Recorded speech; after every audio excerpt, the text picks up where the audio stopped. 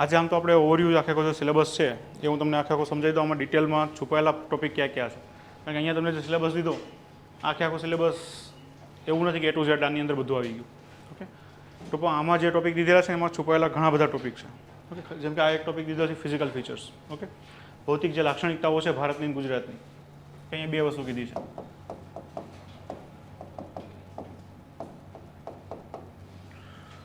કઈ કઈ વસ્તુ તમે ફિઝિકલ ફીચર ભૌતિક લાક્ષણિકતામાં ગણી શકો? આ જે ટોપિક દીધો ભૌતિક લાક્ષણિકતાઓ, આની અંદર શું શું આવશે?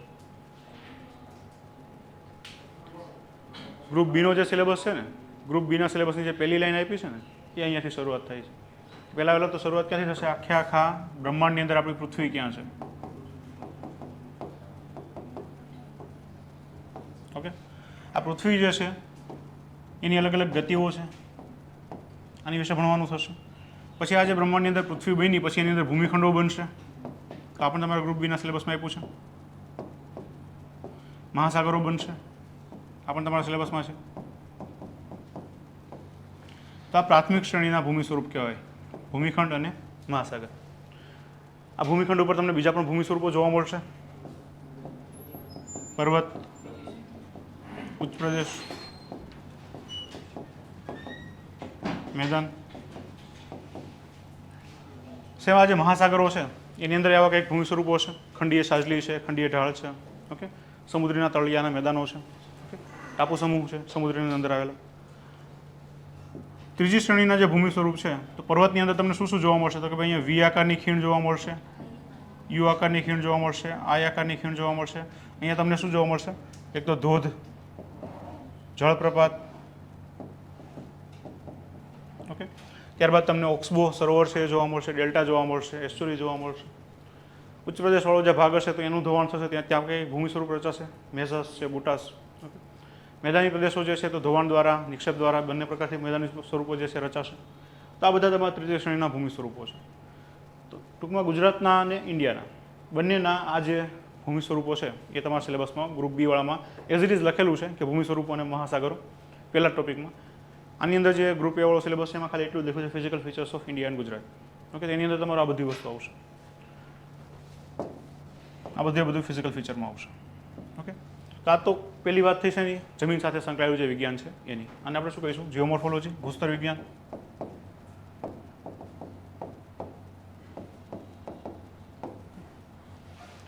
તો ખાલી ફિઝિકલ ફીચરમાં આ વસ્તુ નથી આવતી, ભૂસ્તર વિજ્ઞાન. આની સિવાય બીજું શું આવશે?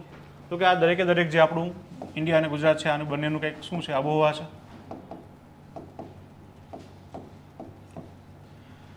તો પહેલાં તો જળવાયુ અને આબોહવા કોને કહેવાય એની વિશે ભણવું પડશે.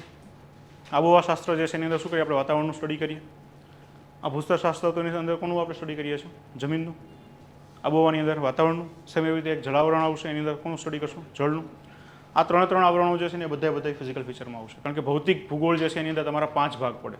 ક્યાં 5 ભાગ પડે? સૌથી પહેલો જે ભાગ છે એ છે ભૂસ્તર વિજ્ઞાન, જમીન સાથે સંકળાયેલું. બીજું જે છે વાતાવરણ સાથે સંકળાયેલું, એને આપણે શું કહીશું? આબોહવા શાસ્ત્ર.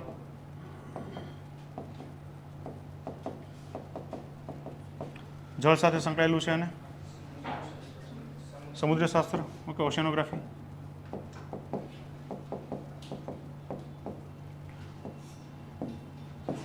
ચોથું જે આવરણ છે આ તો હતું મૃદાવરણ.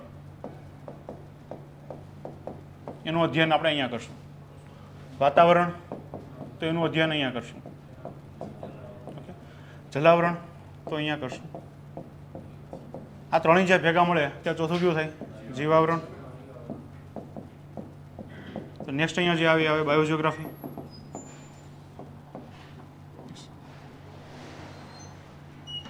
પાંચમું જે શાસ્ત્ર આવે છે, કારણ કે આ બધાને જ્યારે આપણે ભણતા હોઈએ ત્યારે એક વસ્તુ જે ભણવાની આવે શું છે? તમારી આજુબાજુનું જેટલી પણ વસ્તુ છે એ બધાને આપણે શું કહીએ? પર્યાવરણ. તો એક જે આવશે એ આવશે એન્વાયરમેન્ટલ જીઓગ્રાફી. ઓકે, પર્યાવરણીય ભૂગોળ.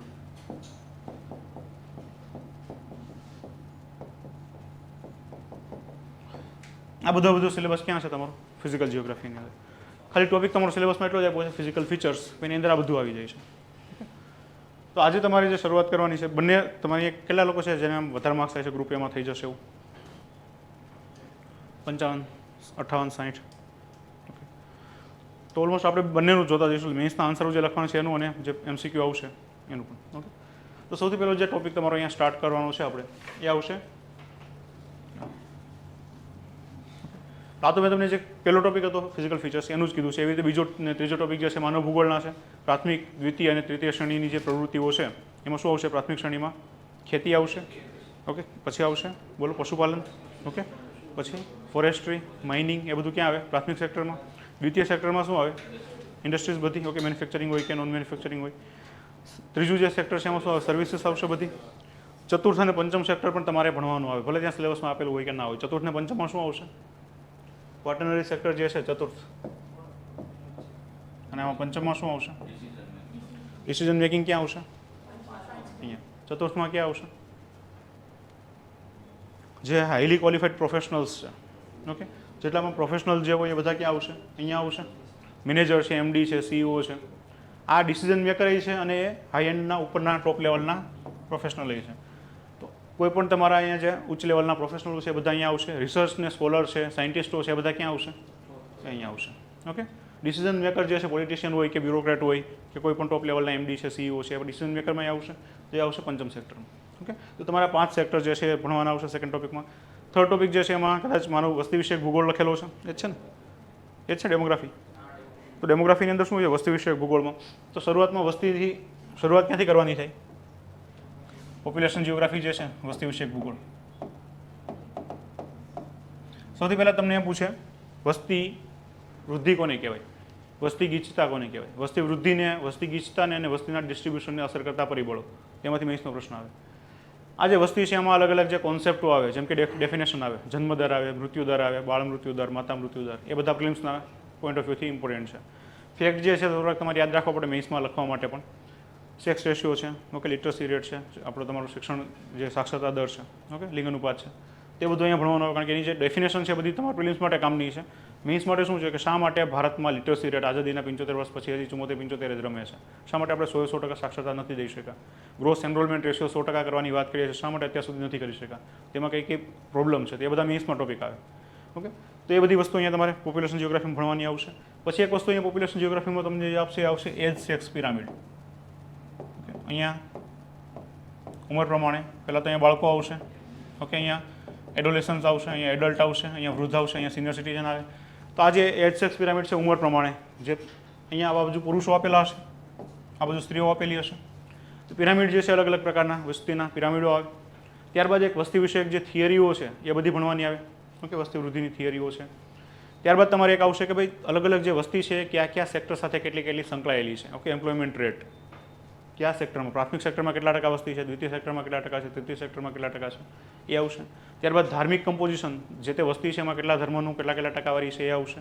ત્યારબાદ બીજું શું આવશે? એમાં લિટરસીનો રેટ આવશે, પછી લિંગ અનુપાતનો રેટ આવશે. એ બધા તમારા સિલેબસમાં એઝ એઝ ટોપિક દીધા છે. કે બધા જે અહીંયા સિલેબસમાં નથી આપેલું એ શું છે કે હવે અત્યારના સમયમાં UN એક રિપોર્ટ આવ્યો, એમ કીધું 2050 આવતા ભારતની જે વૃદ્ધ વસ્તી છે એ 20% થઈ જશે. તો આની સમસ્યાઓ શું થશે? અત્યારના સમયમાં આપણી પાસે હાઈએસ્ટ પોપ્યુલેશન જે છે આ છે. ટોટલ ભારતના 65% જે વસ્તી છે એ કેવી છે? 35 વર્ષ કરતાં ઓછા ઉંમરની. ઓકે, અત્યારે આપણી પાસે ડેમોગ્રાફિક ડિવિડન્ડ છે, તેમાંથી પ્રશ્ન પૂછે. ડેમોગ્રાફિક ડિવિડન્ડ જે છે ટોપિક એમાંથી. ઓકે, તો આ તમારું પોપ્યુલેશનવાળો છે, એની અંદરથી 8-10 જેટલા મેન્સના પ્રશ્નો છે આ ટોપિક એમાંથી નીકળી શકે. ઓકે, વસ્તી વિષયક ભૂગોળમાંથી. પ્રિલિમ્સમાં જેટલી પણ ડેફિનેશન છે બધી સાથે સાથે જોતા જઈશું. તો જે લોકો ગ્રુપ બીની એક્ઝામ આવવાની છે તેને આમાં વસ્તી વિષયક જે ડેફિનેશન છે એમાંથી પ્રશ્નો પૂછશે. ઓકે, બીજો એક ટોપિક જે છે આપદાનો છે. આપદાની અંદર ભૂકંપ આવશે, જ્વાળામુખી આવશે. ઓકે, ચક્રવાત, હમણાં અત્યારે રેમલ આવેલું છે. ઓકે, તો ચક્રવાત આવશે, ભૂસ્ખલન આવશે. ઓકે, ત્યારબાદ પૂર આવશે, હીટવેવ આવશે. ઓકે, દુષ્કાળ આવશે. તો આ બધી જે વસ્તી વિષયક ટૂંકમાં ભૂગોળની અંદર વસ્તી વિષયક ભૂગોળમાં તમને જે આપદાઓની સામનો કરવો પડતો હોય એ બધી આપદાઓ તમને ચોથા ટોપિકમાં આપેલી છે, ફોર્થ ટોપિકમાં. એમાં અર્થક્વેક, જ્વાળામુખી, આ બે તો તમારો પહેલો ટોપિક જે હતો જમીનશાસ્ત્ર, એની અંદર કવર થઈ જશે. ચક્રવાત જે છે એ ક્યાં આવશે? વાતાવરણ સાથે સંકળાયેલું છે. સુનામી છે એ ક્યાં આવશે? સમુદ્રશાસ્ત્ર સાથે સંકળાયેલ છે. દરેક શાસ્ત્રમાં જે આપદાઓ આવે છે એની સાથે જ કરતા રહીશું. ઓકે, તો આ રીતે આપણે સિલેબસ ટોટલ છે એ ચાલવાનો છે. ટોટલ આપણે પહેલાં તો ભૌતિક ભૂગોળથી શરૂઆત કરશું. બીજો ટોપિક ને ત્રીજો ટોપિક છે માનવ ભૂગોળના છે, અને ચોથો ટોપિક જે છે તમારો આપદાવાળો છે. ઓકે, તો ઓલમોસ્ટ ડિવાઇસનો સિલેબસ છે ગ્રુપ એ વાળાને. ગ્રુપ બી વાળાને MCQ ફોર્મેટમાં છે, તો એને જે પ્રમાણેનામાંથી પ્રશ્નો આવશે MCQ વાળા એ પણ કરાવતો રહીશ. તો તો સૌથી પહેલો તમારો જે ટોપિક હતો એ હતો બ્રહ્માંડની અંદર પૃથ્વી. તમારું છઠ્ઠા ધોરણની જે એનસીઆરટી હતી ને 6th સ્ટાન્ડર્ડની, એનું પહેલું ચેપ્ટર કયું હતું? અવર યુનિવર્સ, આપણું બ્રહ્માંડ. ટ્વિંકલ ટ્વિંકલ લિટલ સ્ટારથી કંઈક સ્ટાર્ટ કરતા હતા. ઓકે, 11મા ધોરણની જે એનસીઆરટી છે ફિઝિકલ, એની અંદર પેલો ટોપિક આજ આપેલો છે અવર યુનિવર્સ. છઠ્ઠામાં 11માં ફરક શેનો છે કે છઠ્ઠામાં તમારે ખાલી 2 પેજનું આ ચેપ્ટર છે. ખાલી શું કહે છે કે ભાઈ તમને સેલેસ્ટિયલ અવકાશી પદાર્થોમાં કઈ કઈ વસ્તુ ભણવાની આવે, કારણ કે નાના હોય ત્યારે તમને બહુ એટલી બધી વસ્તુ ખબર ના પડતી હોય છઠ્ઠા ધોરણમાં હોય ત્યારે. તો ત્યારે તમને શું કહે, તમારે એક તો પહેલાં બ્રહ્માંડ વિશે ભણવાનું છે, એમાં એક સૂર્યમંડળ કરીને કંઈક આવશે, એમાં કંઈક પ્લાનેટ્સ ગ્રહો આવશે, ગ્રહોના કંઈક ઉપગ્રહો હશે. આ જે ઉપગ્રહો છે 2 પ્રકારના હશે, કુદરતી અને કૃત્રિમ ઉપગ્રહો. પછી એની અંદર બીજું શું આવશે તો કે તારાઓનો સમૂહ હોય જેને કોન્સ્ટિલેશન કહેવાય. પછી પૂંછડીયો તારો હશે જેને ધૂમકેતુ કહેવાય, કે ઉલ્કાપિંડ હશે, ઉલ્કાપાત થશે. આવા બધા શબ્દો જે છે એની ખાલી વ્યાખ્યાઓ દીધેલી છે છઠ્ઠા ધોરણની એનસીઆરટીમાં. પણ એ જે એનસીઆરટીના 2 પેજ છે એમાંથી એટલીસ્ટ એમસીક્યુ જે પૂછવાના છે ને એમાંથી 3-4 એમસીક્યુ આવી શકે. ઓકે, ચલો તો પહેલાં તો આજે છઠ્ઠા ધોરણની એનસીઆરટીમાંથી ક્યાં ક્યાં એમસીક્યુ આવી શકે, આમાંથી મેઇન્સનો કોઈ ક્વેશ્ચન નથી બનતો. ઓકે, અવર યુનિવર્સમાંથી સૌથી પહેલાં તો જે છઠ્ઠા ધોરણની એનસીઆરટી છે એમાં તમને આપેલું છે કે ભાઈ આપણી પૃથ્વી જે છે એ સૌરમંડળનો એક હિસ્સો છે. પણ આપણું સૌરમંડળ છે એ પણ એક ગેલેક્સીનો હિસ્સો છે. કઈ ગેલેક્સી છે?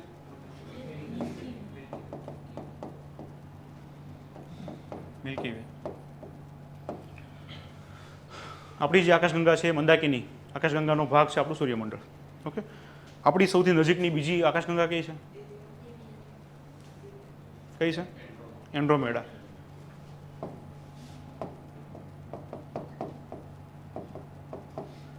ઓકે, આ ગેલેક્સી છે આપણે પૃથ્વીની સૌથી નજીકની ગેલેક્સી છે. આ જે ગેલેક્સીઓ હોય છે આકાશગંગાઓ એનો પણ એક સમૂહ હોય. ઓકે, તો આ સમૂહ જે છે ને આપણે શું કહીએ છીએ? આકાશગંગાના સમૂહને સુપર જાયન્ટ ગેલેક્સી કહીએ, સુપર ગેલેક્સી કહીએ. તો સૌથી મોટી ગેલેક્સી જે છે છઠ્ઠા ધોરણમાં એનસીઆરટીમાં નથી આપી પણ હમણાં શોધ થઈ છે. કઈ છે સૌથી મોટું સુપર ક્લસ્ટર ઓફ ગેલેક્સી? આપણા ભારતના સાયન્ટિસ્ટોએ ફાઇન્ડ કર્યું હતું, સરસ્વતી. આ શું છે તો કે બહુ બધી આકાશગંગાઓનો એક સમૂહ છે, 40 જેટલી આકાશગંગાનો સમૂહ છે જેને શું કહેવાય છે? સુપર ગેલેક્સી અથવા સુપર ક્લસ્ટર ઓફ ગેલેક્સીસ કહેવાય. ઓકે, તો એ આપણા ભારતના જ વૈજ્ઞાનિકો શોધેલી છે. ચલો હવે અહીં આપણે વાત કરીએ તો આપણી જે આકાશગંગા છે મિલ્કી વે કેવા આકારની છે? ઓકે, 3 પ્રકારો હોય છે આકાશગંગાના આકારના આધારે. કેવી હોય છે?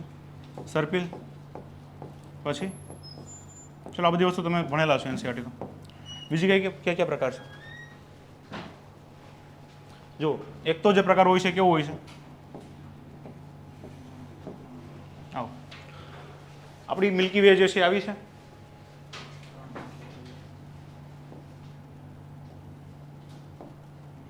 આવી છે. આને આપણે ઇલિપ્ટિકલ કહીએ, આને આપણે સ્પાઇરલ કહીએ. ત્રીજી જે છે એ કેવું છે? ઇરેગ્યુલર. એનો કોઈ શેપ પર્ટિક્યુલર શેપ નથી હોતો. ઓકે, કહેવા માટે તો કોઈ કેમ કહે છે સર્ક્યુલર ગેલેક્સી, પણ એકદમ સર્ક્યુલર ગેલેક્સી નામની કોઈ વસ્તુ જ નથી હોતી. ઓકે, કાં તો એ સ્પાઇરલ હોય, ઓકે, અથવા આ સ્પાઇરલ હોય અથવા તો ઇલિપ્ટિકલ હોય. ઓકે, ત્રીજું કયો છે કોઈ એનો રેગ્યુલર ફિક્સ એક આકાર ના હોય. ઓકે, એને શું કહે છે? Irregular Galaxy. ઓકે, તો આપણી ગેલેક્સી છે એ કેવી છે? આવી છે. ઓકે, ટોટલ આમાં જે બહારનો આવો એક ભાગ આવેલો છે ને, આવો ભાગ અહીંયા બહારના ભાગમાં અહીંયા સૂર્યમંડળ આપણું આવ્યું છે. સૂર્યમંડળમાં આપણું સૂર્ય છે. સૂર્ય ગેલેક્સીની કેન્દ્રમાં અહીંયા આપણી મિલ્કી વેના કેન્દ્રમાં શું આવ્યું છે? એક મોટું બધું બ્લેક હોલ આવેલું છે. ઓકે, એને શું કહીએ છીએ? આને સુપર મેસિવ બ્લેક હોલ.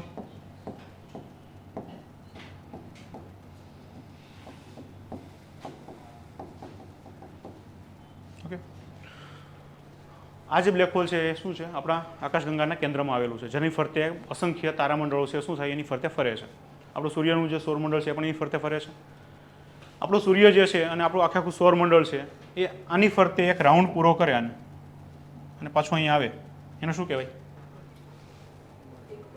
એક બ્રહ્માંડ વર્ષ કહેવાય. ઓકે, અથવા તો એક ગેલેક્ટિક યર કહેવાય. ઓકે, ઇંગ્લિશમાં એને કહીએ તો એને ગેલેક્ટિક યર કહેવાય, અથવા બીજું આને કોસ્મિક યર પણ કહે છે. ગુજરાતીમાં શું કહીશું? બ્રહ્માંડ વર્ષ.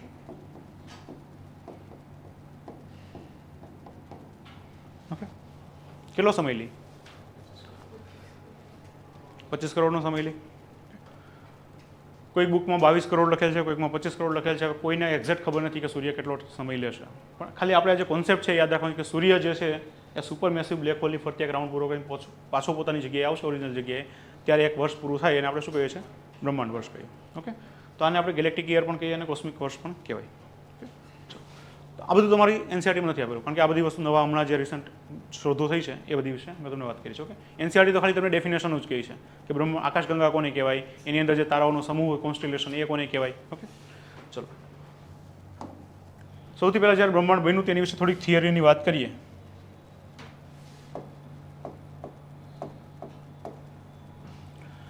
તો સૌથી પહેલાં બ્રહ્માંડના ઉત્પત્તિની થિયરી દેવાવાળો વ્યક્તિ કોણ હતો, જેને આમ પ્રોપર થોડીક હાઇપોથિસિસ દીધી હોય એવી? આમ તો વાતો તો ઘણા લોકોએ કરી આજથી 2000 વર્ષ પહેલાં, પણ કોઈકે પ્રોપર આમ હાઇપોથિસિસ બનાવવાની કોશિશ કરી હોય એવું એ હતો ઇમેન્યુઅલ કાન્ટ.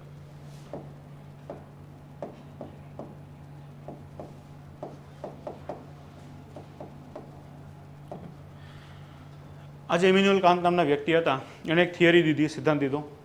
થિયરી તો ના કહેવાય, કારણ કે થિયરી ક્યારે કહી શકો તમે, જ્યારે પ્રૂફ દીધેલા હોય ત્યારે. ઓકે, એણે એક ઉત્કલ્પના દીધી. ગુજરાતીમાં ઉત્કલ્પના કહીએ, ઇંગ્લિશમાં હાઇપોથિસિસ કહેવાય. શું કીધું ઇમેન્યુઅલ કાન્ટ નામના વ્યક્તિએ? કે આ જો આપણું બ્રહ્માંડ છે શેનાથી બનેલું છે? આપણું જે બ્રહ્માંડ છે આવી રીતે આ શેનાથી બન્યું છે?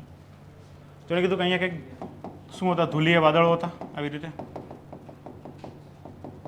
આ જે ધૂલીય વાદળો હતા એમાં જે ટપકા અત્યારે હું કરું છું આ બધા શું હતા? તો કે ઠંડા રજકણો હતા. આ બધા ઠંડા રજકણો હતા. આની પહેલાં જ્યારે ઇમેન્યુઅલ કાન્ટની પહેલાં થોડાક વર્ષો પહેલાં ન્યૂટન નામના વ્યક્તિએ ગ્રેવિટેશનનો સિદ્ધાંત દીધો હતો. આ વ્યક્તિએ થોડોક એ સિદ્ધાંતનો ઉપયોગ કર્યો. એણે શું કીધું કે આ જે ધૂલીય વાદળો છે એ ઠંડા છે, રજકણો છે બધા.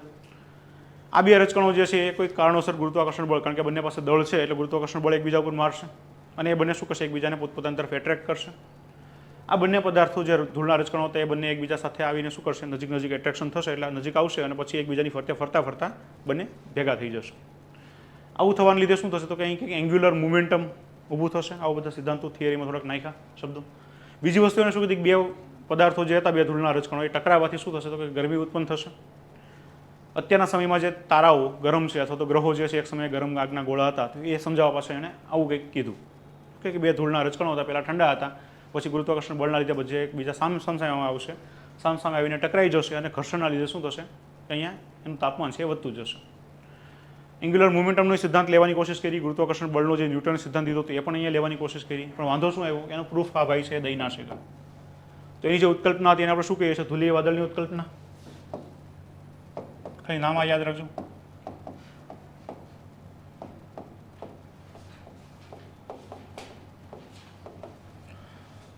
જો ઉત્કલ્પનાને તમે ઉદાહરણ પ્રૂફ આપીને સાબિત કરી દો તો એ શું બની જાય, થિયરી બની જાય. ઓકે, પણ આ વ્યક્તિએ કોઈ એવો સિદ્ધાંત આપી અને એને પ્રૂફ આપીને સાબિત કરવાની કોશિશ ના કરી, એટલે શું રહી ગયું, ઉત્કલ્પના.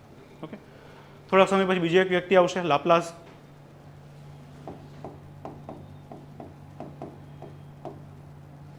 આજે લાપ્લાસ નામનો વ્યક્તિ આવશે, કારણ કે આની થિયરીમાં વાંધો શું હતો, લાખો ડિગ્રી તાપમાન હોય છે એક તારાના ગર્ભમાં. ઓકે, એક ગ્રહ પણ જ્યારે બને ત્યારે 6, 8, 8, 10, 10,000 ડિગ્રી તાપમાન હોય છે. તો ખાલી બે ધૂળના રજકણ એકબીજા સામે આવીને ટકરાઈ જાય તો એનાથી એટલું બધું તાપમાન તો ઉત્પન્ન થવાનું નથી. તો લોકોને આમાં નહીં મજા આવે. તો શું કરશે, આ લાપ્લાસ કહેશે કે ભાઈ આની અંદર જે પ્રોબ્લેમ હતી હું સોલ્વ કઈ રીતે કરીશ, તો કે પહેલેથી જ આ ધૂળના વાદળો હતા ને આ બધા ગરમ રજકણો હતા અને ગરમ રજકણોનો જે સમૂહ હતો એને એક નામ દીધું, એને કીધું નેબ્યુલા. ઓકે, ગુજરાતીમાં કહેવાય છે નિહારિકા.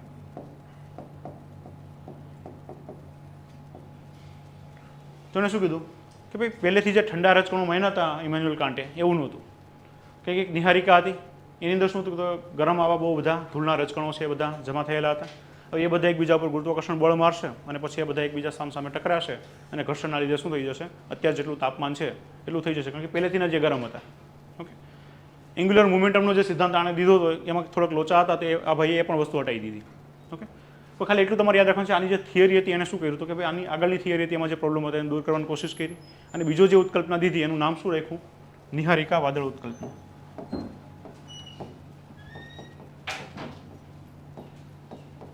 ઓકે, કોણે દીધી આ, લાપ્લાસ. પછી થોડાક વર્ષો વીતી જશે, પછી બીજા બે વ્યક્તિ આવશે. એક વ્યક્તિ હતો ચેમ્બરલિન અને બીજો વ્યક્તિ હતો મોલ્ટન. ઓકે, આ બંને વ્યક્તિ જે હતા ચેમ્બરલિન અને મોલ્ટન,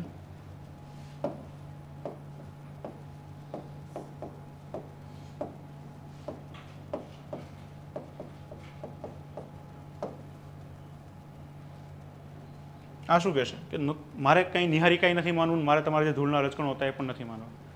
અહીંયા એક વસ્તુ જે પહેલેથી હતી એ શું હતું તો કે કંઈક ઇન્ટરસ્ટેલર ડસ્ટ, જે આપણે શું કહીએ બે અવકાશી પદાર્થોની વચ્ચેની જે ધૂળ હોય ને એ પહેલેથી હતી. અહીંયા એણે એમ કીધું કે એને આપણે શું કહીશું, તો કે એને આપણે નેબ્યુલાઈ નથી કહેવું, કે એને ધૂળીય વાદળાઈ નથી કહેવું, આપણે એને શું કહીશું, એને આપણે ગ્રહાણુ કહીશું. કારણ કે એ જે ગ્રહાણુ હતા ને એ બધા એકબીજા સાથે ભેગા થઈને ગ્રહો બન્યા છે. તો આ જે ઉત્કલ્પના દેશ એને આપણે શું કહીશું, ગ્રહાણુ ઉત્કલ્પના.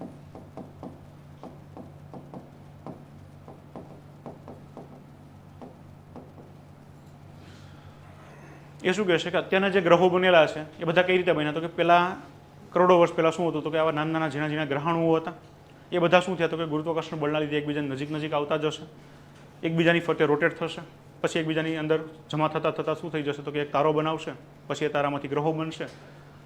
આ જે વાત કરે છે કોની વાત કરે છે, ઇંગ્લિશમાં કહેવાય પ્લેનેટેસિમલ.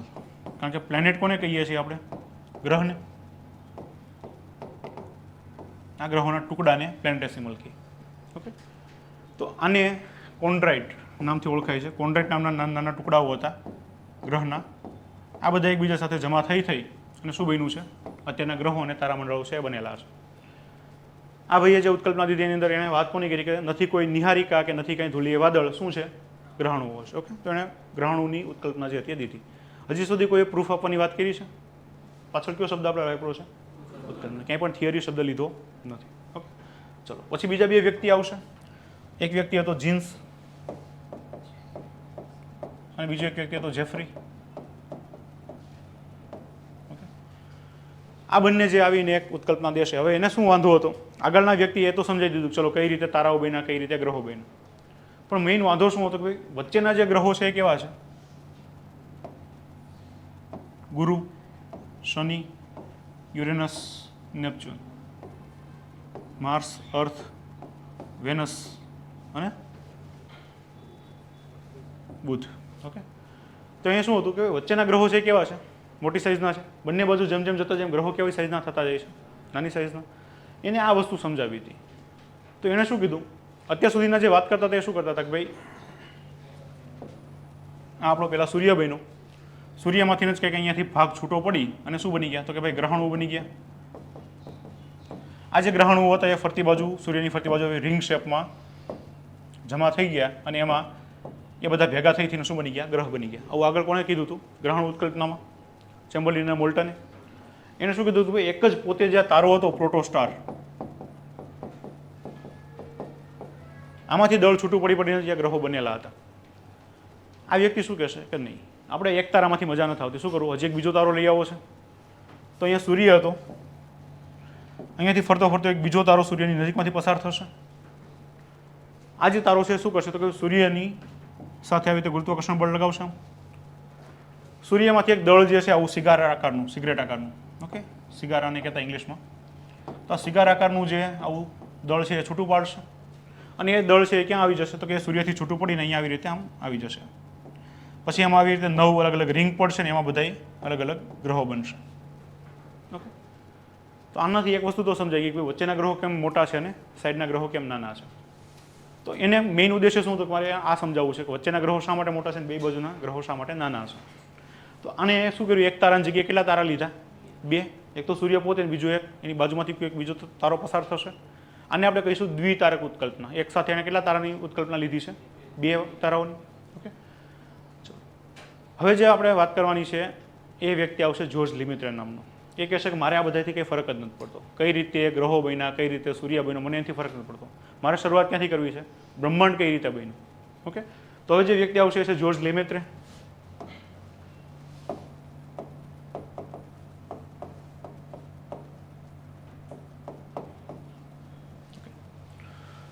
આ વ્યક્તિ આવીને એવું કહેશે કે ભાઈ બ્રહ્માંડ જે છે ને એક સમય પહેલાં, આજથી 13.7 અબજ વર્ષ પહેલાં શું હતું, તો કે એક સિંગલ ટપકું જે હોય ને નાનું, સિંગ્યુલારિટી, બસ આવું એક બ્રહ્માંડ હતું. આની પાસે અનંત ઘનતા હતી, આનું તાપમાન એ અનંત હતું. ઓકે, અને ગ્રેવિટી જે છે ગુરુત્વાકર્ષણ એ પણ અનંત હતું. બધી વસ્તુ ઇન્ફાઇનાઇટ હતી. પછી અચાનક જ શું થયું, તો કે એ ખબર નથી શું થયું એ, પણ આમાં એક વિસ્ફોટ થયો 13.7 અબજ વર્ષ પહેલાં. આપણે એને જ સમજાવવું શું થયું. ઓકે, 13.7 અબજ વર્ષ પહેલાં શું થયું, એક પ્રચંડ વિસ્ફોટ થયો અને એમાંથી શું થયું, અત્યારની જે બ્રહ્માંડ છે એની રચના થઈ. હવે કોઈ એને એવું નથી પૂછતું કે શા માટે આ ધમાકો 13.7 અબજ વર્ષ પહેલાં જ થયો અને ધમાકો શા માટે થયો, બીજું કંઈ કેમ ના થયું. તો અહીંયા શું હતું, બધી વસ્તુ એની પાસે અનંત હતી. તાપમાનની અનંત હતું, ગુરુત્વાકર્ષણની અનંત હતું, ઘનતાઈ અનંત હતી. પછી આમાં 13.7 અબજ વર્ષ પહેલાં એક પ્રચંડ ધમાકો થયો અને એમાંથી શું થયું હતું કે આખે આખું બ્રહ્માંડ જે છે આવી રીતે વિસ્તરણ થઈને બન્યું. તમારી એનસીઆરટીમાં જે એને સમજાવવા માટે શું કહે છે કે એક ફુગ્ગો લેવાનો, ફુગ્ગામાં તમારે માર્કરથી ટપકા કરવાના અને પછી ફુગ્ગાને શું કરવાનું, ફૂલાવવાનું. તો ફુગ્ગાની અંદર જે ટપકા કર્યા છે એની અંદર શું થતું જાય છે, એ અંતર વધતું જશે. પણ અલ્ટિમેટલી એ ફુગ્ગાના ટપકા જે હતા એ પણ મોટા મોટા થતા જશે, કારણ કે જ્યારે પહેલું ટપકું ત્યારે નાનું જ હતું, પણ ફુગ્ગો જ્યારે મોટો થશે એટલે ટપકું મોટું થઈ જશે. પણ વાસ્તવિકમાં એવું નથી થતું. આપણા બ્રહ્માંડમાં શું હતું કે એક નાનો ફૂલાવ્યા વગરનો ફુગ્ગો હતો, પછી અચાનક શું થયું, એમાં ક્યાંકથી હવા ભરાઈ ગઈ ને શું થઈ ગયું, મોટો વિસ્તરણ થઈ ગયું. પણ આ જે ટપકા હતા ને એ ટપકા શું બન્યા અહીંયા, તો કે એ બન્યા આપણી આકાશગંગાઓ. ઓકે, ગેલેક્સી બની. હવે આ બી આકાશગંગાઓ છે ને, જેમ જેમ આ બ્રહ્માંડ બની ગયું અને પછી ધમાકો થયો એટલે શું થયું, વિસ્તરણ થતું રહ્યું. તો એક આકાશગંગા અહીંયા હતી, બીજી આકાશગંગા અહીંયા હતી. તો પછી જ્યારે વિસ્તરણ થયું એટલે શું થઈ ગયું, આ આકાશગંગા અહીંયા આવી ગઈ, આ આકાશગંગા અહીંયા આવી ગઈ. પહેલાં એક જ પોઈન્ટમાંથી આ બધા નીકળેલા હતા. હજી વિસ્તરણ થતું જશે, શું થતું જશે, બે આકાશગંગાની વચ્ચેનું અંતર કેવું થતું જશે, વધતું જશે. પણ શું વાસ્તવમાં આ જે આકાશગંગા છે આખી આખી એ મોટી થતી જાય છે? ના, કારણ કે આપણે એક એનર્જીનો નિયમ ભણતા હતા નાના હતા ત્યારે, કે માસની એનર્જી કેવી વસ્તુ છે કે તમે એને નવું ક્રિએટ ના કરી શકો. એક વખત બની ગયું એ બની ગયું, પછી તમે એને એક ફોર્મમાંથી બીજા ફોર્મમાં રૂપાંતરિત થતું રહી, તમે નવું ના બનાવી શકો. તો આ વસ્તુ કેવી છે કે આકાશગંગા જ્યારે બની ગઈ ત્યારે જેવી હતી એવી ને એવી છે, એમાં પોતાની સાઇઝમાં કંઈ ફરક થતો નથી. ખાલી ફરક શેમાં પડે છે, અંતર કેવું થતું જાય છે, વધતું જાય છે. ઓકે, તો અહીંયા એને પહેલાં એવું કીધું કે એક સિંગ્યુલારિટી નામનું એક સિંગલ આવું ટપકા જેવું હતું, એની અંદર અનંત તાપમાન, અનંત ઘનતા, અનંત ડેન્સિટી બધું હતું. પછી એમાં એક 13.7 અબજ વર્ષ પહેલાં પ્રચંડ વિસ્ફોટ થયો. શરૂઆતની જે પહેલી 3 મિનિટ હતી ને ત્યારે આપણા શરૂઆતના જે 3 વસ્તુ છે, ન્યુટ્રોન, પ્રોટોન અને ઇલેક્ટ્રોન, આ ત્રણેય વસ્તુ શરૂઆતની 3 મિનિટમાં બની ગયા.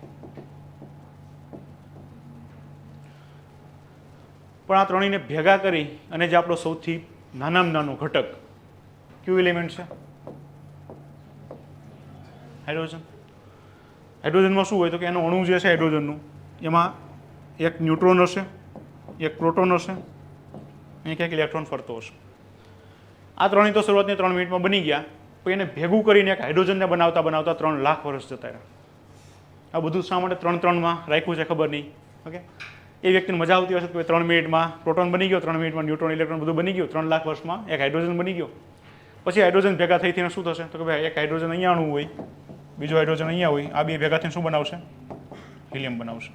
ઓકે, તો શરૂઆતનું જે આખું બ્રહ્માંડ હતું એમાં મુખ્ય તમને 2 વાયુઓ જોવા મળશે. ક્યાં ક્યાં વાયુઓ જોવા મળશે, હાઇડ્રોજન અને હિલિયમ. ઓકે, તો શરૂઆતનું બ્રહ્માંડમાં તમને 2 ક્યાં ક્યાં વાયુઓ જોવા મળ્યા. સૌથી પહેલો બન્યો હાઇડ્રોજન અને પછી 2 હાઇડ્રોજન અણુ ભેગા થઈ અને શું બની ગયું, ન્યુક્લિયર ફ્યુઝન રિએક્શન થયું અને શું બન્યું, હિલિયમ બન્યું.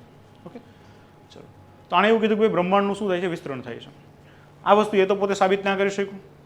એ વ્યક્તિ સાબિત કોણ કરશે આ વસ્તુને, તો કે એ સાબિત કરશે એડવિન હબલ નામના જે વ્યક્તિ હતા. ઓકે, જેના નામથી હબલ ટેલિસ્કોપ મૂકેલું છે નાસાએ. તો એ જે એડવિન હબલ નામના વ્યક્તિ હતા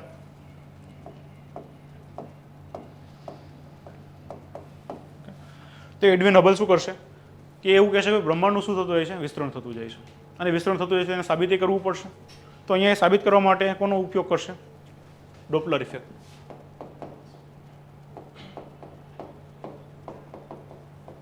અને બીજું એક આવે રેડ શિફ્ટ. ખાલી 2 શબ્દ નામ યાદ રાખજો.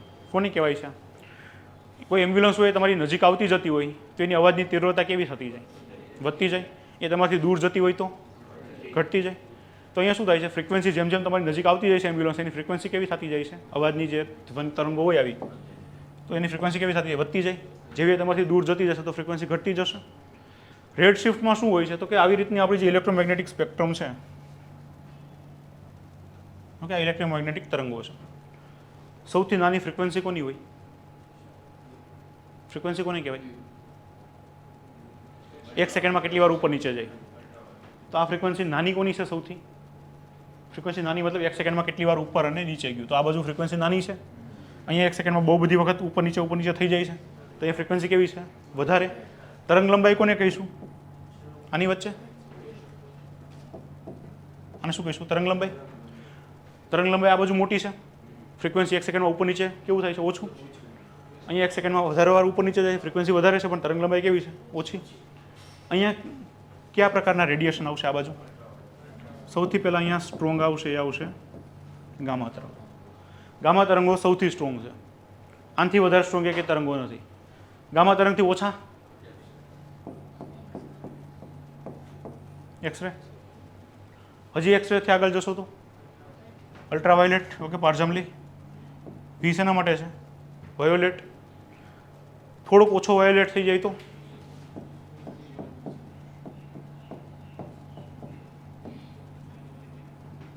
બસ આ જે છે ને આને તમે નરી આંખે જોઈ શકો છો. તો આખા બ્રહ્માંડનું ખાલી 5% બ્રહ્માંડ આપણે શું કરી શકીએ? એટલું નરી આંખે જોઈ શકીએ. બાકીનું જે બ્રહ્માંડ છે જેમાં આ બધા રેડિયેશન છે એની સિવાયના એ આપણે જોઈ શકતા નથી, કારણ કે આપણી આંખ ખાલી એટલો જ કલર જોઈ શકે. લાલ કરતાં થોડોક ઓછો લાલ થઈ જાય તો હું અહીંયાથી રિમોટ દબાવીને કેમેરો સ્ટાર્ટ કરવા, ટીવી સ્ટાર્ટ કરું, તેમાં કંઈક સિગ્નલ જાય છે અહીંયાથી ત્યાં? શું મારી આંખ જોઈ શકે છે અહીંયાથી સિગ્નલ ત્યાં ટ્રાન્સફર થાય છે? કઈ તરંગો હોય છે? ઇન્ફ્રારેડ. માઇક્રોવેવ ઓવનમાં આપણે કંઈક બનાવીએ છીએ તેમાં કંઈક તરંગો હોય છે. કઈ હોય છે? માઇક્રોવેવ. અને તમે હું વાતચીત કરવા માટે ફોનમાં જે તરંગોનો યુઝ કરીએ છીએ 5G, ઓકે, રેડિયો તરંગો. તો અહીંયા આ જે ભાઈ હતા એડવિન નામના વ્યક્તિ, એને શું જોયું? કોઈ પણ વસ્તુ તમારી નજીક આવતી હોય તો મતલબ શું થાય? ફ્રિકવન્સીમાં શું થવું જોઈએ? વધારો. કોઈ પણ વસ્તુ તમારાથી દૂર જાય તો ફ્રિકવન્સીમાં શું થવું જોઈએ? ઘટાડો. જોજો, ફ્રિકવન્સીમાં ઘટાડો થતો હોય તમે કઈ બાજુ જતા જાઓ છો? વાયોલેટથી કઈ બાજુ જાઓ? રેડ બાજુ. ફ્રિકવન્સી વધતી જાય તો તમે કઈ બાજુ જાઓ? રેડથી વાયોલેટ બાજુ. તો એમ્બ્યુલન્સમાં મેં તમને કીધું કે એમ્બ્યુલન્સ તમારી નજીક આવતી હોય તો ફ્રિકવન્સી કેવી થતી જાય? ધ્વનિની વધતી જાય. એમ્બ્યુલન્સ તમારાથી દૂર જતી હોય તો ફ્રિકવન્સી ઘટતી જાય. તો જો ફ્રિકવન્સી વધે છે આ બાજુ, ઓકે, તો તમે કઈ બાજુ જવા જોઈએ? તમારી નજીક આવતું હોય કોઈ પણ વસ્તુ તો શું થાય? વાયોલેટ બાજુ શિફ્ટ થાવ. કોઈ પણ વસ્તુ તમારાથી દૂર જતી જાય છે તમે કઈ બાજુ શિફ્ટ થશો? રેડ બાજુ. આ જ છે રેડ શિફ્ટ. કોઈ પણ આકાશગંગામાંથી જે કિરણો આવે છે ને એ અહીંયા સુધી પહોંચતા પહોંચતા આ બધી જે કિરણો છે ને આ બધી શોષણ થઈ જશે. ખાલી આ બે છે ને એ અહીંયા પહોંચશે. એટલા માટે તમે જોયું હશે કે ટ્રાફિક સિગ્નલમાં જે લાઇટો હોય છે એમાં એક રેડ રાખે. તમારા જે વ્હીકલનું વાહનનું જે ઇન્ડિકેટર લાઇટ હોય છે એ ઓરેન્જ કે રેડ રાખે, કારણ કે લાંબા અંતર સુધી રેડાયા વગર જાય. ઓકે, દૂર સુધી દેખાયા. તો સમજી ગયા તમે રેડ શિફ્ટ શું છે? કે બ્રહ્માંડમાં આકાશગંગાઓ આપણીથી દૂર જાય છે એટલે હવે અહીંયા કઈ તરંગો આપણી સુધી પહોંચશે? ખાલી એની કાં તો ઓરેન્જ પહોંચશે ને કાં રેડ પહોંચશે. મતલબ શું થયું કે અત્યારે બ્રહ્માંડનું હજી પણ શું થતું રહી છે? વિસ્તરણ થાય છે. કોના આધારે કીધું એણે? ઓકે, કોને કીધું? એડવિન હબલ નામના વ્યક્તિએ.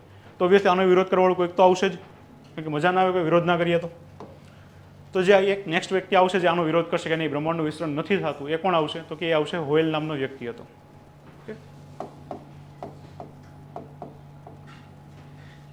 એ શું કહેશે કે બ્રહ્માંડ બન્યું ને ત્યારથી જેવું બન્યું તો એવું ને એવું જ છે, એમાં કોઈ પણ વિસ્તરણ થતું નથી. ઓકે, એમાં વિસ્તરણ નથી થતું, સંકોચન નથી થતું. એનું જે સ્ટેટ આજથી બન્યું હતું ત્યારે હતું એવું ને એવું આજે છે. ઓકે, તો આને જે હાઇપોથિસિસ દીધી, કારણ કે પ્રૂફ નથી દીધા, તો એને કહેવાય છે સ્ટેડી સ્ટેટ હાઇપોથિસિસ. મતલબ કે બ્રહ્માંડ જે છે કેવું છે? સ્થિર છે. ઓકે, બ્રહ્માંડની અંદર નથી વિસ્તરણ થતું કે નથી સંકોચન થતું. ઓકે, તો આ જે હાઇપોથિસિસ દીધી હતી સ્ટેડી સ્ટેટની, મતલબ કે સ્થિર બ્રહ્માંડ જે છે કેવું છે? સ્થિર છે. આની અંદર કોઈ પણ નથી વધારો થતો, વિસ્તરણ થતું કે નથી એનું સંકોચન થતું. ઓકે, તો એ થિયરી દેવાળો કોણ હતો? હાઇપોથિસિસ દેવાળો હોયલ નામનો વ્યક્તિ હતો. પછી એક રશિયન વ્યક્તિ આવશે ઓટો સ્મિડ, એ પણ પોતાની થિયરી દેશે. પણ તમારે એ બધી વસ્તુમાં બહુ ડિટેલમાં જવાની જરૂર નથી. એટલી થિયરી ખાલી યાદ રાખી લીધી ને તો બહુ થઈ ગઈ. કઈ નામ જોયા અત્યારે? ખાલી તમારે અહીંયા નામ કોણે દીધી છે અને કઈ ઉત્કલ્પના દીધી છે ખાલી એના નામ જ યાદ રાખવાનું છે. ફરીથી એકવાર રિવાઇઝ કરી લઈએ. ચલો, સૌથી પહેલાં કઈ ઉત્કલ્પના જોઈ? Emmanuel can't. કઈ દીધી હતી? ધુલીય વાદળ. આમાં સુધારો કોણે કર્યો હતો? શું કીધું તો અહીંયા? નિહારિકા વાદળ.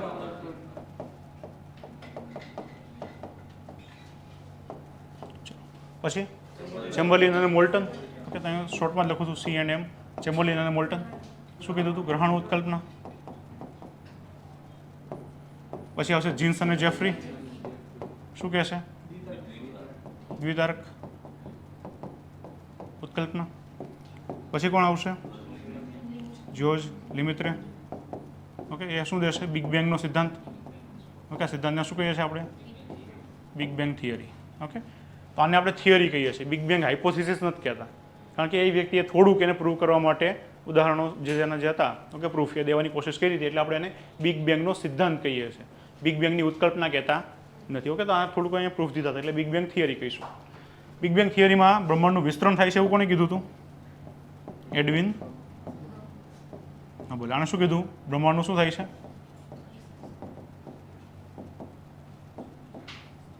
વિસ્તરણ. કોના આધારે કીધું એને? કઈ બે વસ્તુના આધારે કીધું? ડોપલર પ્રભાવ જે છે, ડોપલર ઇફેક્ટ એના આધારે, અને બીજું રેડ શિફ્ટ. ઓકે, આ પ્રક્રિયાના આધારે કીધું. પછી એક બીજો વ્યક્તિ આવશે હોયલ. ઓકે, આ શું કહેશે? બ્રહ્માંડ કેવું છે? સ્થિત છે. ઓકે, એમાં કંઈ નથી વધારો થતો, નથી ઘટાડો થતો. તો આ બધી ઉત્કલ્પનાઓના નામ જે છે એ તમારે જોડકા જોડોનો પ્રશ્નમાંથી આવે કે આ બધું થિયરી દેનારનું નામ અને આ બાજુ થિયરીનું નામ. તો આમાંથી તમારો એક પ્રશ્ન અહીંયાથી આવશે. મેઇન્સમાં તમને આ નથી પૂછવાનું કે બ્રહ્માંડની અલગ અલગ જે ઉત્પત્તિના સિદ્ધાંતો છે એને સમજાવો. હજી સુધી અહીંયા લેવલે જીપીએસસી નથી ગયું તો સીસી તો ઓબ્વિયસલી ના જ જાય. ઓકે, થઈ ગયું એટલે સુધી. હવે અહીંયા બ્રહ્માંડની ઉત્કલ્પનાની આપણે વાત કરી હતી, બ્રહ્માંડની ઉત્પત્તિની. તો બિગ બેંગ સિદ્ધાંત તમે શું કીધું હતું? 3 મિનિટમાં શું બન્યું? પ્રોટોન, ન્યુટ્રોન અને ઇલેક્ટ્રોન. શા માટે 3 મિનિટમાં પહેલાં બની ગયા હતા, પછી 3 લાખ વર્ષનો સમય લાગી ગયો?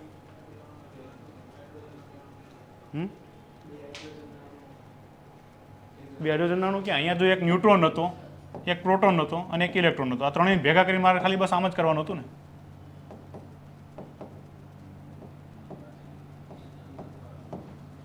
આમ જ બનાવવાનું હતું. તો તમને ખબર છે પ્રોટોન જે છે એની પર શું હોય છે? Positive charge. ઇલેક્ટ્રોનમાં શું હોય છે? Negative charge. બંને શું થાય? Positive negative attract. મારે આને અંદર કેન્દ્રમાં રાખવાનું હતું, ન્યુક્લિયસમાં. આને મારે એની ફરતું ફેરવી રાખવાનું હતું. અહીંયા કંઈક એવું પણ બળ જોશે જે પોઝિટિવને અને નેગેટિવને દૂર દૂર રાખે. હંમેશા શું થાય કે જે એક સમાન ના હોય એની વચ્ચે શું હોય? આકર્ષણ હોય. એક સમાનની વચ્ચે શું હોય? રિપલ્શન. બંને એકબીજાથી દૂર જતા હોય. પોઝિટિવ પોઝિટિવ શું થાય? દૂર જાય. પોઝિટિવ નેગેટિવ શું થાય? એટ્રેક્શન થાય. તો કંઈક એવું બળ જોશે ને કે જે પોઝિટિવને નેગેટિવથી દૂર રાખે. આ બળ બનતા એટલો સમય લાગી ગયો. ઓકે, ચલો હવે આપણે જે વાત કરવાની છે કે અત્યારે મેં તમને કીધું નરી આંખે જે દેખાય છે એવું બ્રહ્માંડ કેટલું છે? ખાલી 5%. 5% બ્રહ્માંડ એવું છે જે આપણને નરી આંખે દેખાય છે. ઓકે,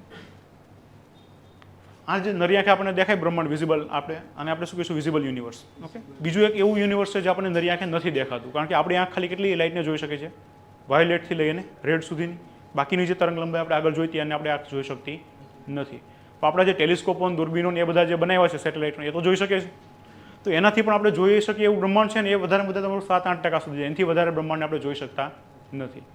હવે જે નથી જોઈ શકતા એવું બ્રહ્માંડ છે એની અંદર પાસે બે વસ્તુ આવશે. એક આવશે ડાર્ક મેટર અને એક આવશે ડાર્ક એનર્જી. ઓકે, નામ આવું સાંભળ્યું છે?